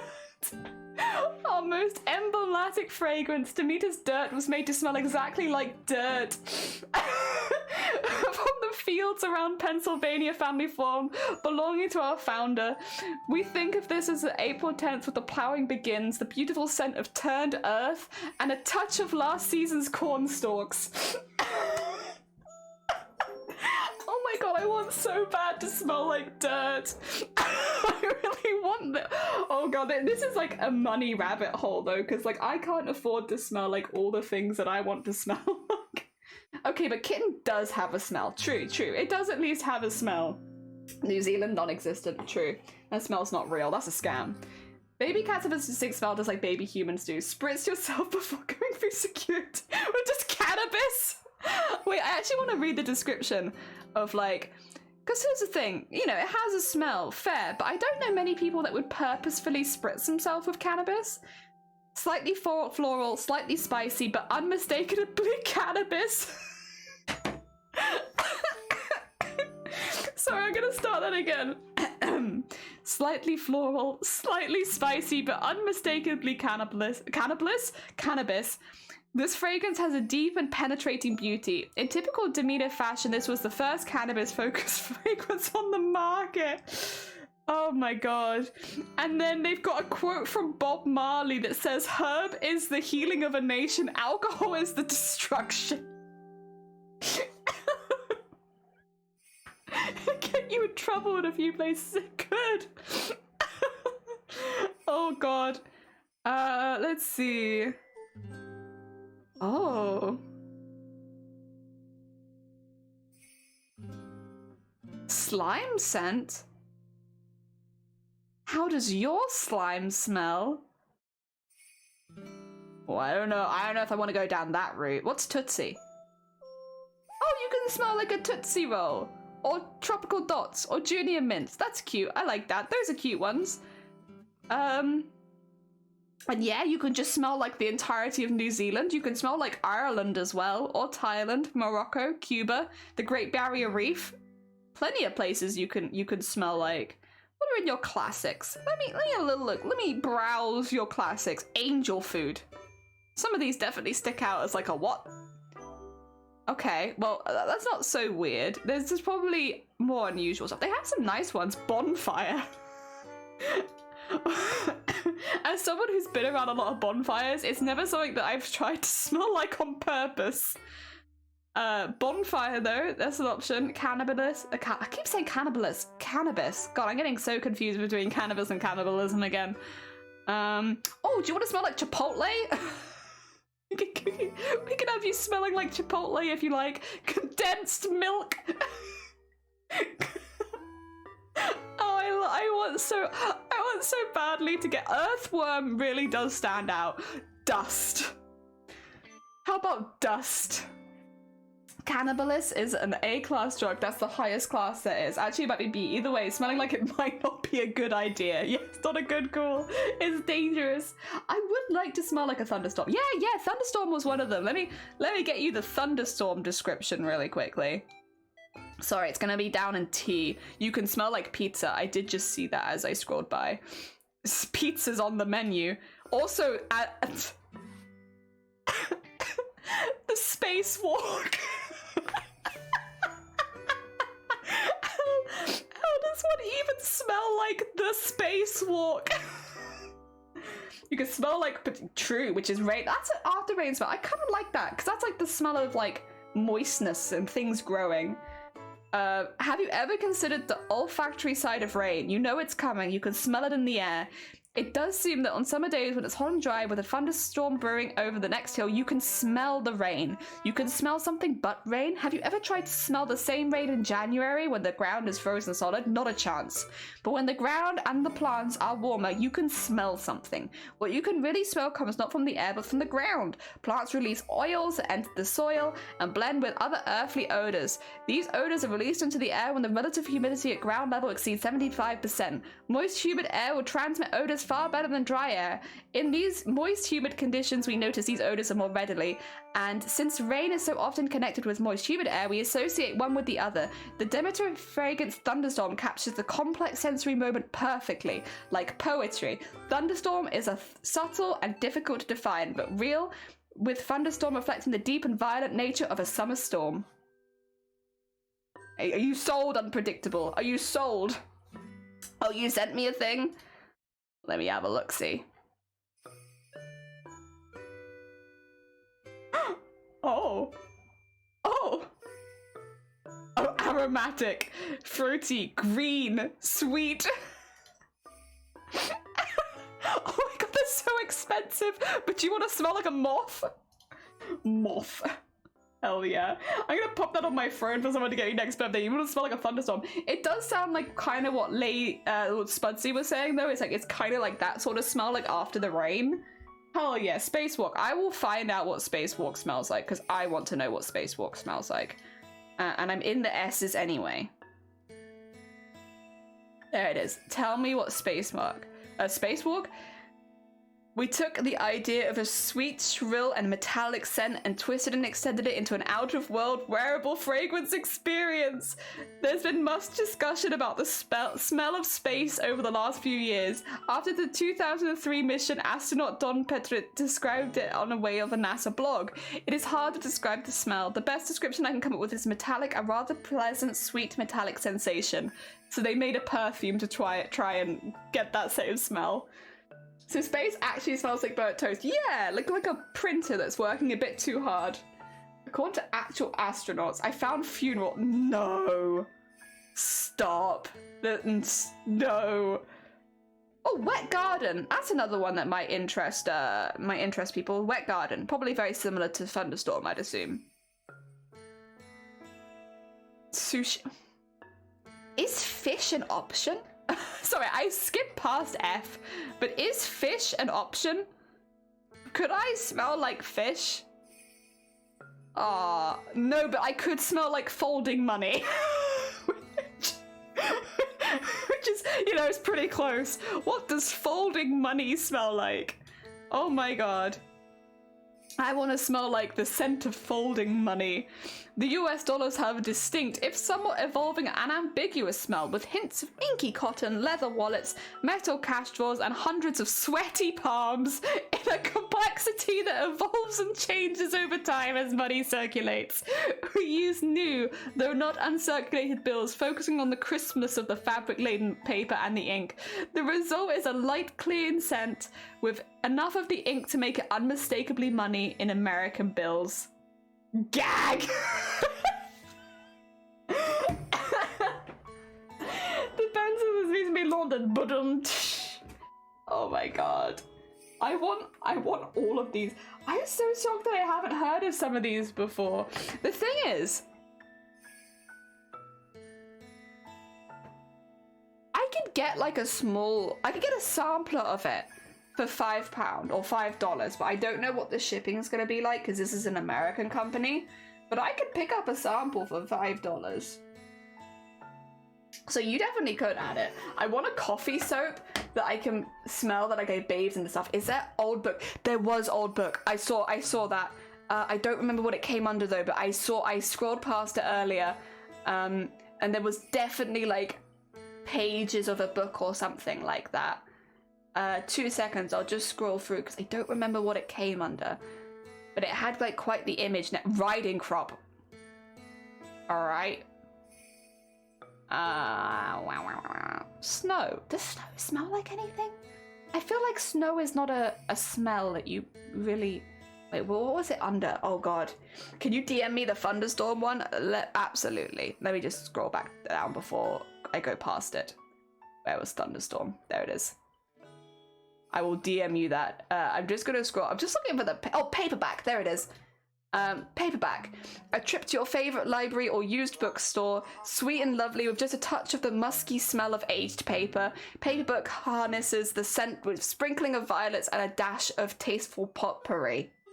There you go. Yes, you can have your book. And let me DM you Thunderstorm. It's an American company, so you should actually have a better chance of getting hold of it, I think. God, funeral home, that's so bad. Oh, no. Oh, no, I'm not gonna have to find you on the list because I'm in streamer mode. Didn't think of that. Where's your image? I'll just scroll for your image. Wait. Wait, I'm sure we've talked recently, right? Yeah, there you are. Oh no, I want to send you a message. I want to message you. I must message you. Thunderstorm. There. Thunderstorm. Oh dear. Oh, the page. Yeah, snow does have a smell, but it's almost crisp and biting. Really? I can't say that I've ever thought about smelling it. I want folding money. I want to smell like sweaty hands. Oh my god, we got on such a tangent, but I am enjoying this. Mildew? Wait a second. You can smell like mildew. Oh my god, it is just mold. I want to smell like mold.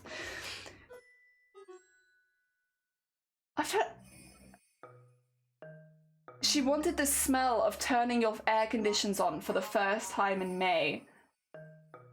And I was like, that's mildew, and so we made mildew. A mildew one? Oh god. I don't know. Fair enough. No curse tag yet? Scott, good morning. We're talking about perfume. Do you want me to just link the whole website in chat so you can see where I'm pulling all these from? Because the thing is, I doubt that I'll purchase any of these because it's in America and the shipping would be a pain. But I can send you to here. There you go. Here's what we're talking about. If you want to find all the fragrances we've been talking about, they're right there. Yep, you can just go to all the... You can just go to all scents and go through all of them. It's pretty good. They have sets. Sampler sets. Ooh, oh, there's a Pride one. Oh, that's nice. I like that. I want the weird stuff, though. Give me the weird stuff. I want a sampler of weird smells.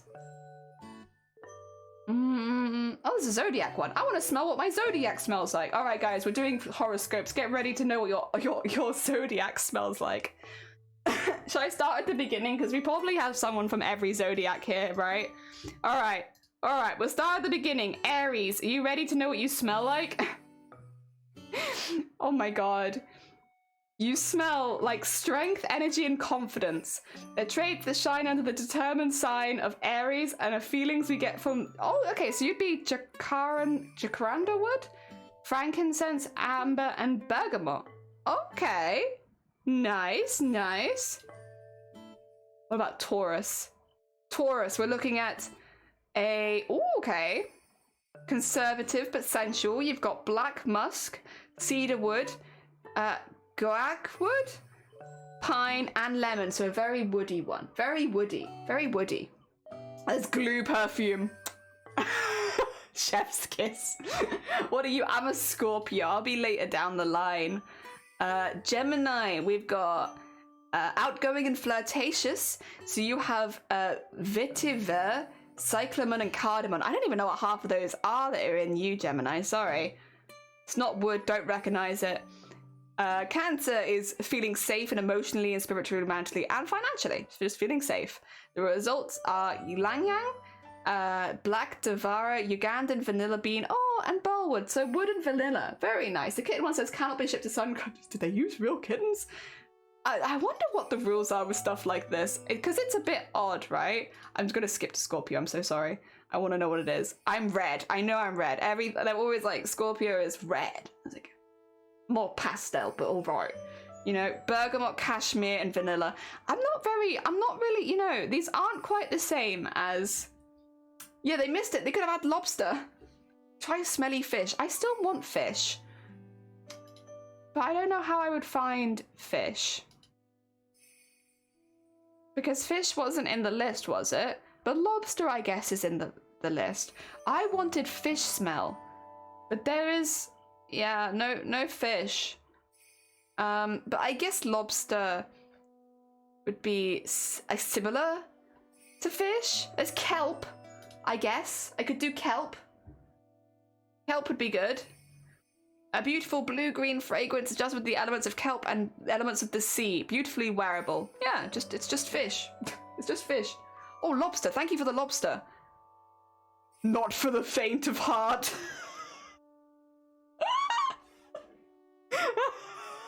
Alright, I changed my mind. Kelp is too neutral. I want lobster. Next time you see me at TwitchCon, I'm gonna smell like lobster. Would you like Leo? I can do you a Leo. Hell yeah. Zodiac, what does Leo smell like? Leo smells like... designed for natural born leaders, and you're gonna smell like black myrrh, Indonesian teakwood, black pepper, and bitter orange. Actually kind of different, at least. I can't eat crayfish anymore because of the aroma from the fridge when we got lost for a while. Oh. Beeswax seems nice. Yeah, I wouldn't mind beeswax. What about Pisces? Does Pisces smell like fish? That's a fair question, actually. If it doesn't, I'm gonna feel robbed.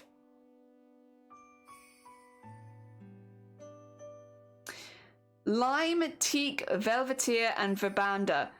There's no fish. There's no fish in that. How dare you? I want, it's okay, because I've got lobster. I want the lobster smell. I want to smell like lobster. It's like fancy fish. You could smell like a jelly donut. That's kind of nice.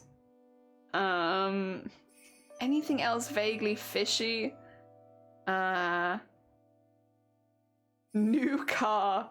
I mean, I think that is actually a smell, right? New car is actually a smell.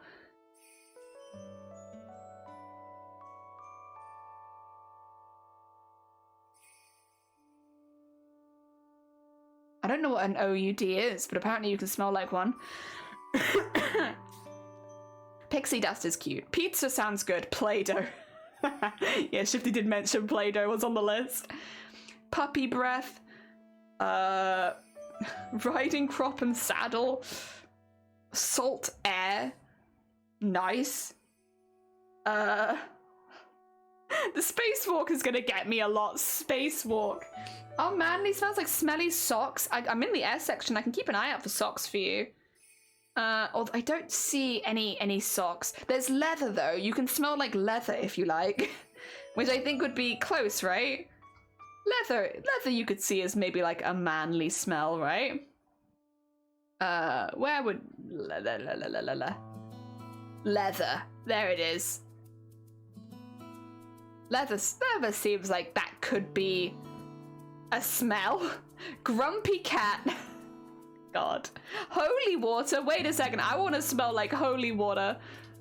Alright, leather. Is there anything as strangely addictive as the scent of leather? The link between perfume and leather goes back hundreds of years, and is even said to have some sort of mark for the beginning of modern perfumery as we know it. As leather tanners, or leather tanneries, started to use perfume materials to mask the unpleasant scent of leather goods that had been produced using traditional tanning processes. So they bottled that scent. Leather's sophisticated. True. I don't know about that one. Taurus so far is the best in my opinion. I'm just not fussed. They all seem kind of boring. Like in a store that also has lobster as an option, why not? Like, I want to smell like an actual lion or a scorpion, you know? Or a goat. I wonder what's different than riding hook and saddle smellers. Yeah, you've got three kind of similar ones. A basic note for all of them should be leather. People are amateurs. I started at the beginning of August. And what's holy water smell like? Okay. Oh, but it could be sacrilegious. I think it's okay though. I guess it depends. I mean, it's not actually holy water. Oh my god, I just realized that there are reviews. Okay, this changes things. Has anyone reviewed lobster? Oh my my god. I don't know if I can read these. The top review for the lobster one is titled arousing. so if you go to the lobster perfume and scroll down, the first thing you see is arousing. I don't know if I want to read these people's like more intense. Oh, the funeral home ones are unhinged. Oh god. Yeah, I bet they are actually. Why the hell did they do one called funeral home? I'm having a look. Curiosity is gonna kill this cat.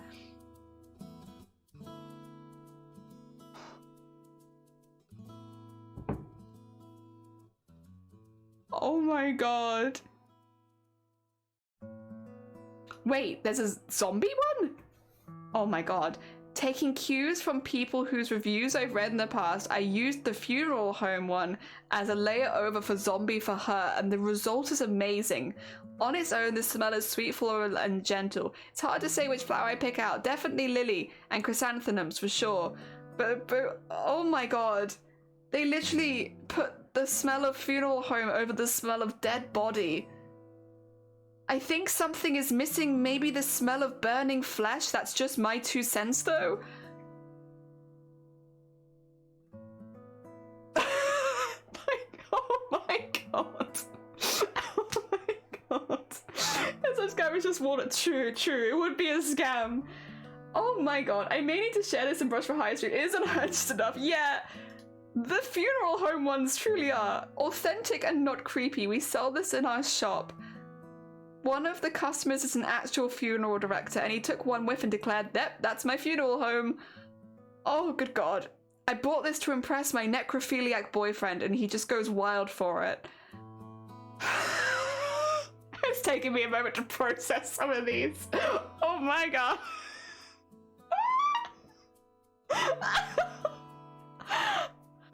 Oh my god.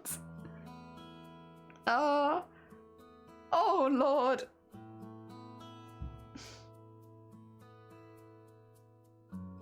I don't know if you should describe a funeral home as nostalgic. I don't know. It's a niche market for sure. We fall into a very deep rabbit hole. Yeah. I want to go back to the worm one, because the worm one is the one that I was the most interested in. I want to go back for the worm one. I want to see what people are feeling about earthworm, because that's probably the one, other than lobster maybe, that I'm the most interested in. Oh my god, better than worms. Low. Oh my god. Oh dear.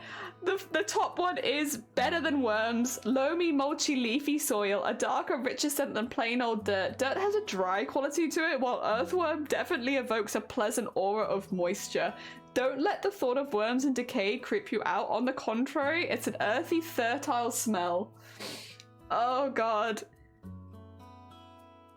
It's like dirt, but better. Exactly what it sounds like. It smells dead on. Oh god, people really like worm. It's got 10 pages of reviews. Wow, it smells just like dirt. It really does go deep. Oh my god.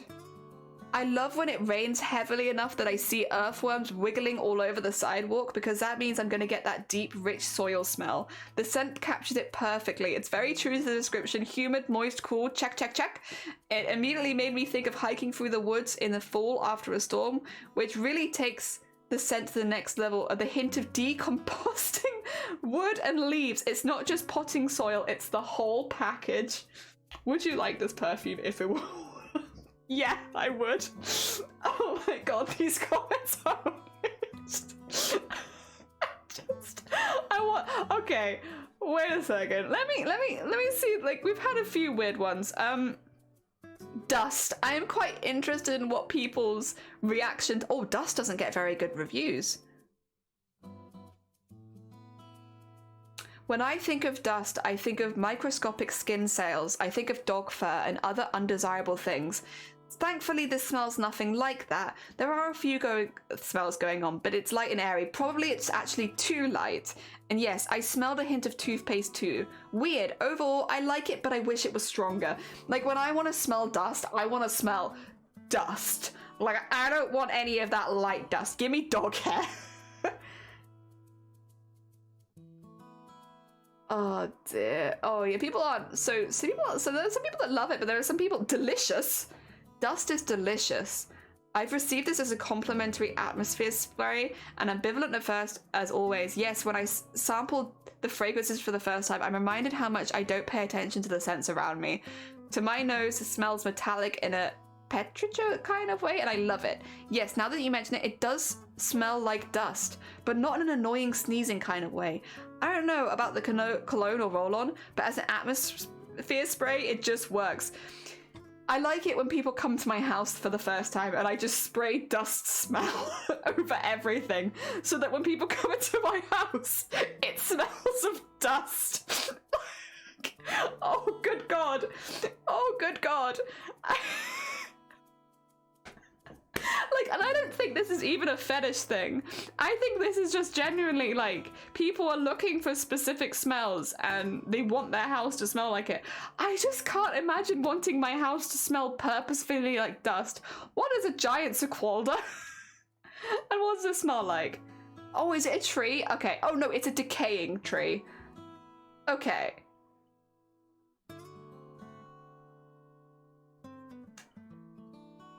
Oh, you know, we've had I want to see if zombies still there. Do they still have the corpse smell?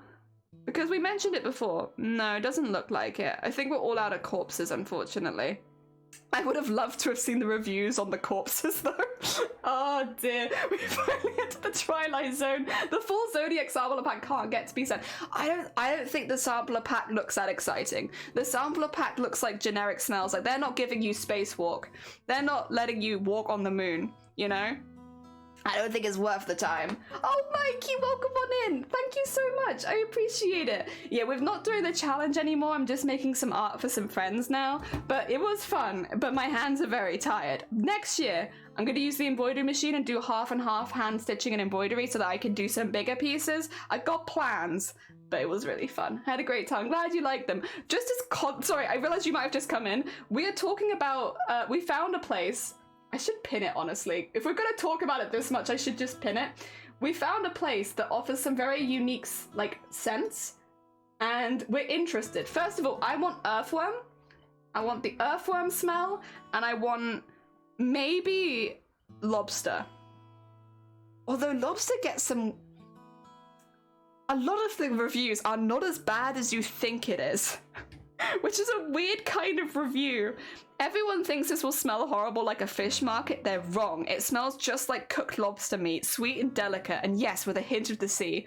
I don't get any hint of butter from it. I do on popcorn, but I don't miss it, and it wouldn't distract. It's not my favorite everyday scent, but it's very unusual and appealing. When you wear it, nobody will smell like... Yeah, because people don't go out, like, spritzing themselves with lobster smell. I mean, you're not wrong. I'm not reading the one of the top one because I think that's someone's fantasy, and I don't want to. That feels rude. Oh, this literally has me gagging, like, in a sense. Oh my god, it's okay. Some people love it and some people hate it. Oh dear, when your home smells too clean, so you have to spritz it with dust. Oh my god, There really are some interesting ones. Actually, one that's kind of like piquing my interest. I don't know how many people here have been in a stable.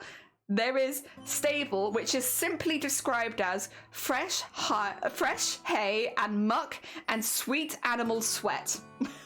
That's as real as it gets. That's the description. That's it. Fresh hay and muck and sweet animal sweat. And it gets good reviews. Nothing like ARC challenges or working on brief. True, yeah, like, honestly, I don't really share embroidery art, but I've been doing it for a while. Like, doing so much in one time made me really focus down on what I was enjoying and what I wasn't enjoying, so that I have a better idea of, like, what I want to do now, which is nice, because I've done art for a while, but I'm pretty new to embroidery art. I'm so sorry, we're reading the weird sense. Isn't it to people who cheat on relationships? Like, no, babe, I went to a lobster place with the boys, smell me. No, babe, I rolled around in dirt. Smell me. I smell like worms.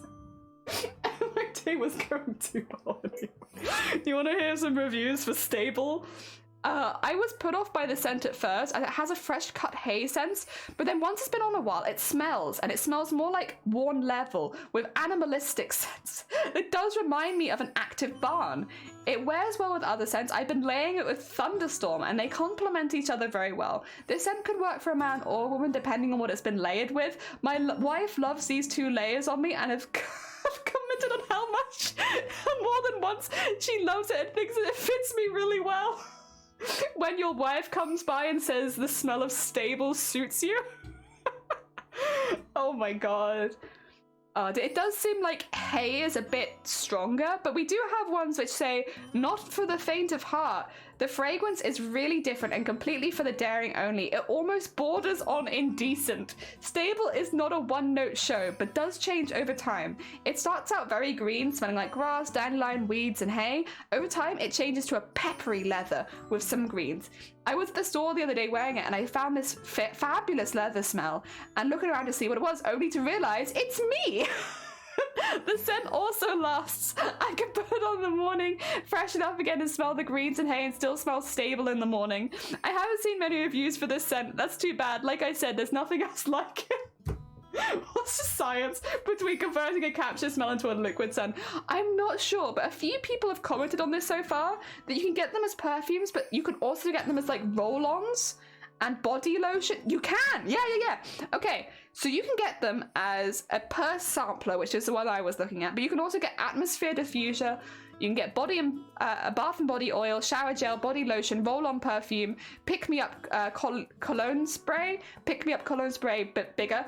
Oh no, those are just bigger ones. Okay, those are all just bigger versions. But yeah, you can get them as loads of different things. So you could have it for your house or for yourself.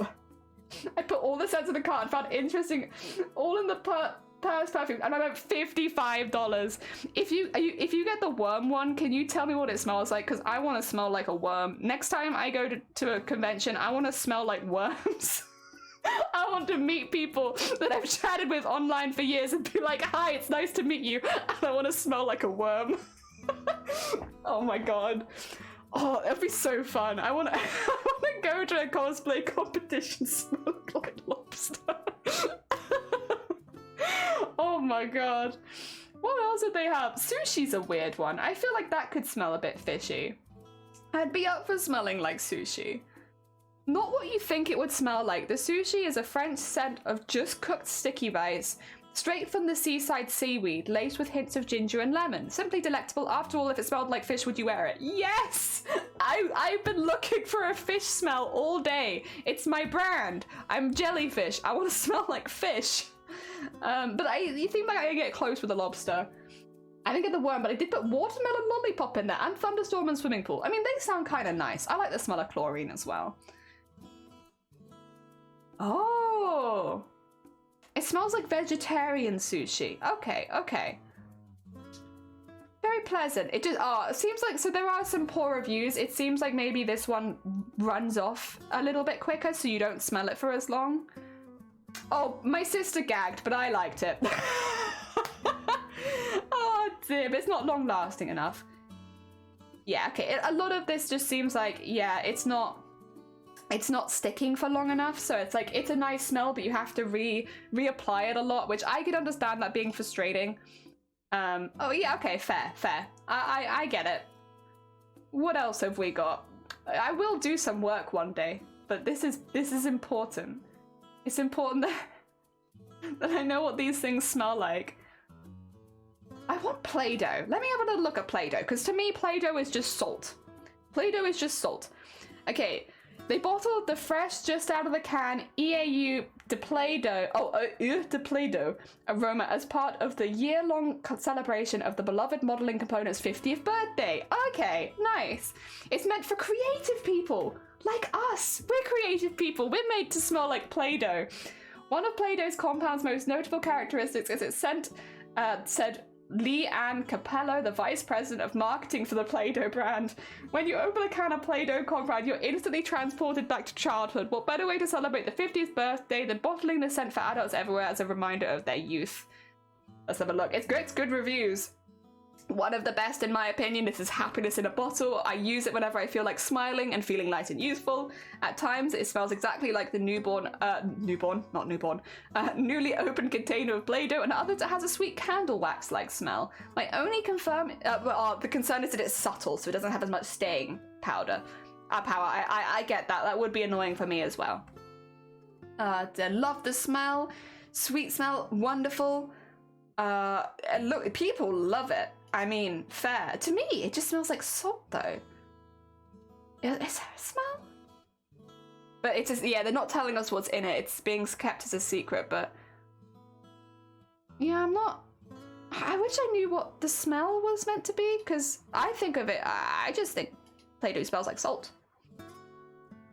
Oh dear, did you spray it on your wrist or on other zones for its full authenticity? Just, I want to get it in my hair, because whatever you spray on your hair stays all day. So I'm going to get the dust smell, and I'm just going to spray it all over my head, so that my hair, when I swish it around, just smells like dust.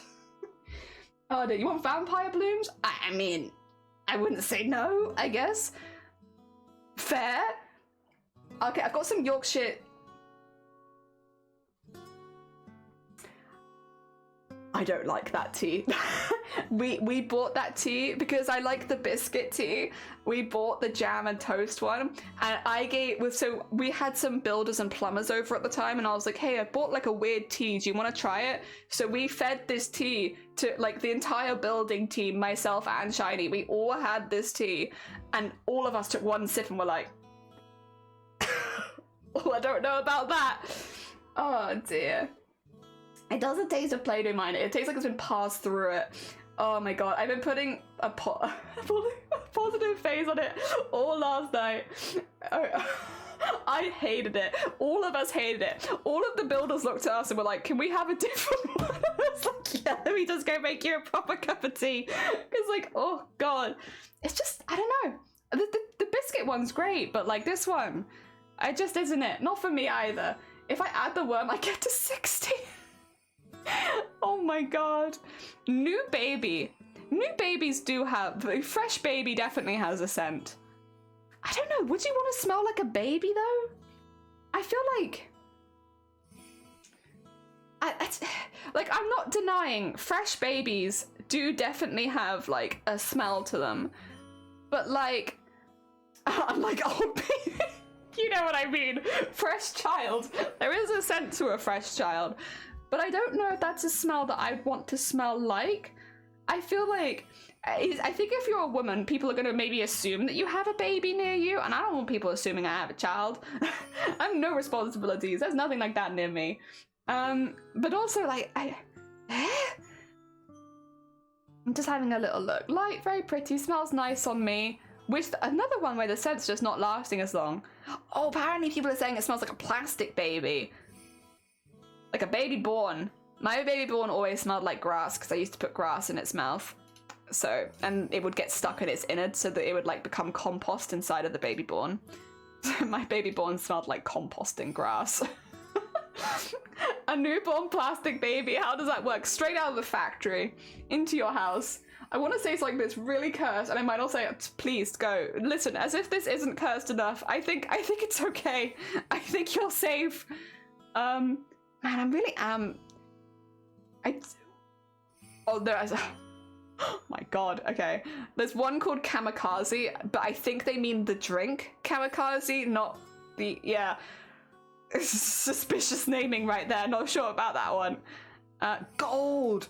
Glue! Here they are! I want to smell like gold and I want to smell like glue. Oh my god, oh my god, veteran, welcome on in, I hope you're doing well. I'm gonna have to catch you up to what we're doing right now. Welcome on in, I hope you're doing well, I hope your stream went well. A logical good morning, and I should say veteran good morning as well. Fresh baby. we're talking about, the pinned comment. The pinned comment is a smell. They do sense there. It's America based, and you can smell like a lot of unusual things, like glue or fresh baby, or lobster. And I am just looking at a few of the scents that I want to smell like and considering them. This all started from scratch and sniff. Yeah, we were doing work, and then we had to look up the definition of scratch and sniff and what you could in fact scratch and sniff. And then we found Earthworm, the perfume, and it's just been a rabbit hole since there. Oh, you can't click the link with the shadow? Okay, well, when everybody follow Veteran, and then everyone go to smell things. Gordon, good morning as well. I hope you had a good stream. It's all because I said embroidery would be scratch and sniff. Listen, I can make your embroidery scratch and sniff. I think I found my birthday present requests for next year. Like, I want to smell like everything. Make me smell like all of this. Speaking of, if you would like to smell like glue, I'll hit you guys up. I'll hit you guys up. There's some glue for you.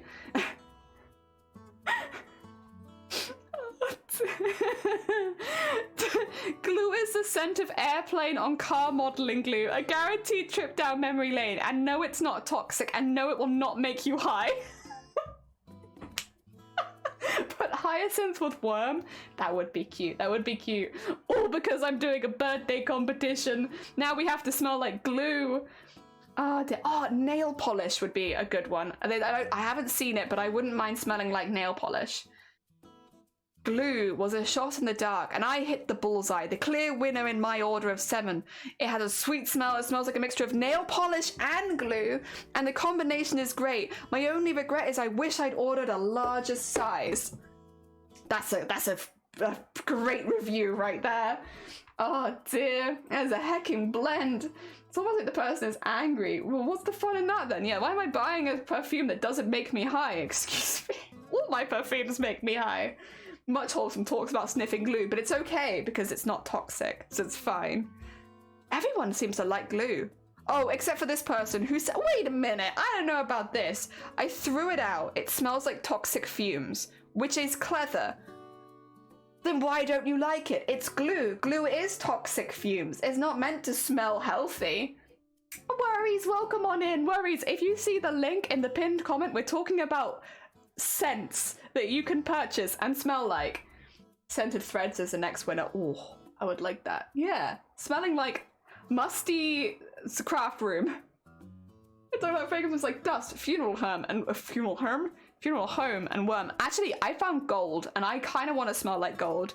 This is something of a departure as we indulge in a bit of a scent fantasy and interpretation than usual. You experience a warm metallic tang. This fragrance is grounded in light woods and exotic spices.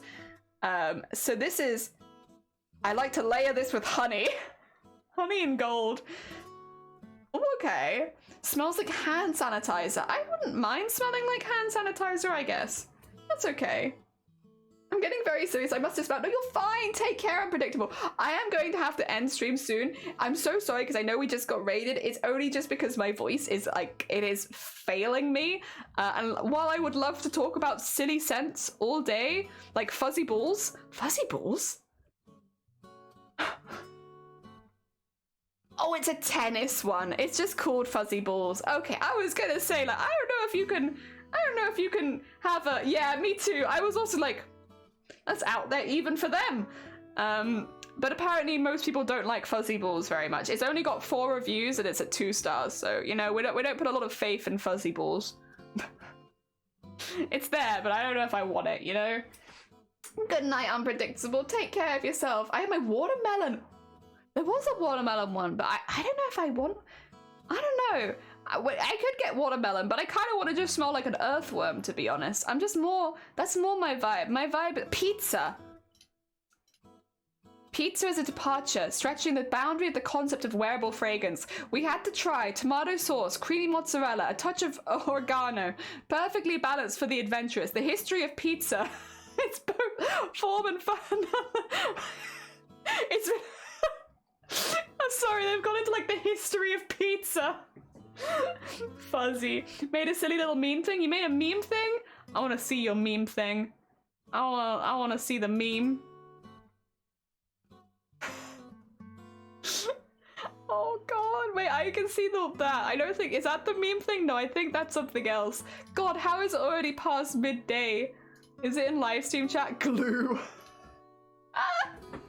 Thank you. It's roll on to, oh my god. We're gonna smell crazy. We're gonna smell like a load of different things. Wow. It's gonna be very overwhelming. I'm gonna come up rocking smelling like pizza. Oh, people love it as well. Very realistic. I had to get the pizza scent. I only to find what it smells like. And yes, folks, it smells like pizza. It's just like what you wear when you walk into your favorite pizzeria. It's not a scent that I wouldn't. It's not a scent I would wear, but I would, and I wouldn't use it as a room scent. Why have you ordered it then? Oh.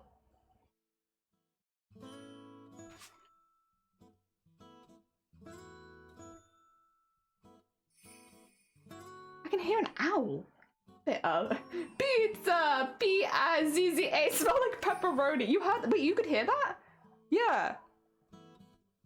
Like, whoa, whoa. Weird. Weird. I'm being haunted. Guys, help. I don't know what's happened, but something's haunting me. Have I talked to someone in your house who's been possessed by an owl? FBI, open up! You know, the FBI is known for making ghost noises before they knock down your door. I just wanted to talk about the pizza scent. Oh dear. If you like pizza without initially needing to order one, it'd be a pleasant room scent. It's like your Italian grandma's kitchen. Oh my god. I was too curious to not try it, and I'm shocked by how much it truly smells like pizza. I really want this. I want to smell like pizza. I've angered the ghost. Casper and all his male period. He's having a hard time. All right, I am going to. I am very sorry because I know that we just got raided. It's nothing personal, and I'm gonna shout them out again just because I'm so sorry that we're leaving so quickly.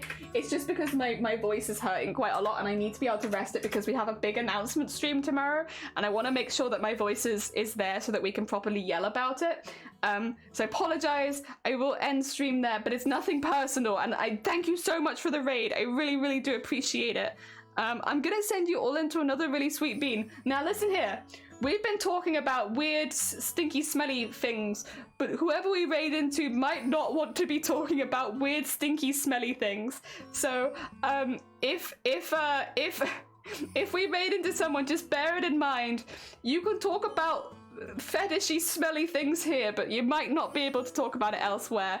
That being said, they are on break right now, but anime is having, yeah, I know. I was like, they're on break right now, but we're gonna raid into anime because it is their anniversary stream. Do not worry, I am way ahead of you. I knew who I was raiding today. I knew where we were going. I had plans. That's specifically why I was like, we might want to, anime's a really sweet bean. We might want to chill it on the fetish smells before we raid in, because anime's really, really nice and really, really sweet and a very wholesome bean. So, you know, we can talk about fetish smells again tomorrow if you need to get it out of your system. But we're gonna be chill with anime because they are as well, because we're an 18+ stream. They are not an 18+ stream, so they're a bit more all ages appropriate. I wouldn't say that we've done anything specifically bad, other than the fact that I got distracted 2 hours in and have done like no further art. Also, happy National Burger Day. Happy National Burger Day to you too, Shifty Bluke. I hope you have a good burger. Oh dear. Mine says it's Vociferous Day, which it's Mount Vociferous. It's their birthday. Yeah. Boiga? Boiga. I could go for a boiga. I could honestly go for a boiga too. Alright, I'm gonna send you all over to anime. Have a lovely rest of your day. We got a big announcement stream tomorrow, so we should have a really good time. Otherwise, enjoy the rest of your day, and I'm gonna go rest my voice. See you all soon. Take care, everyone. There we go. And we're in, right?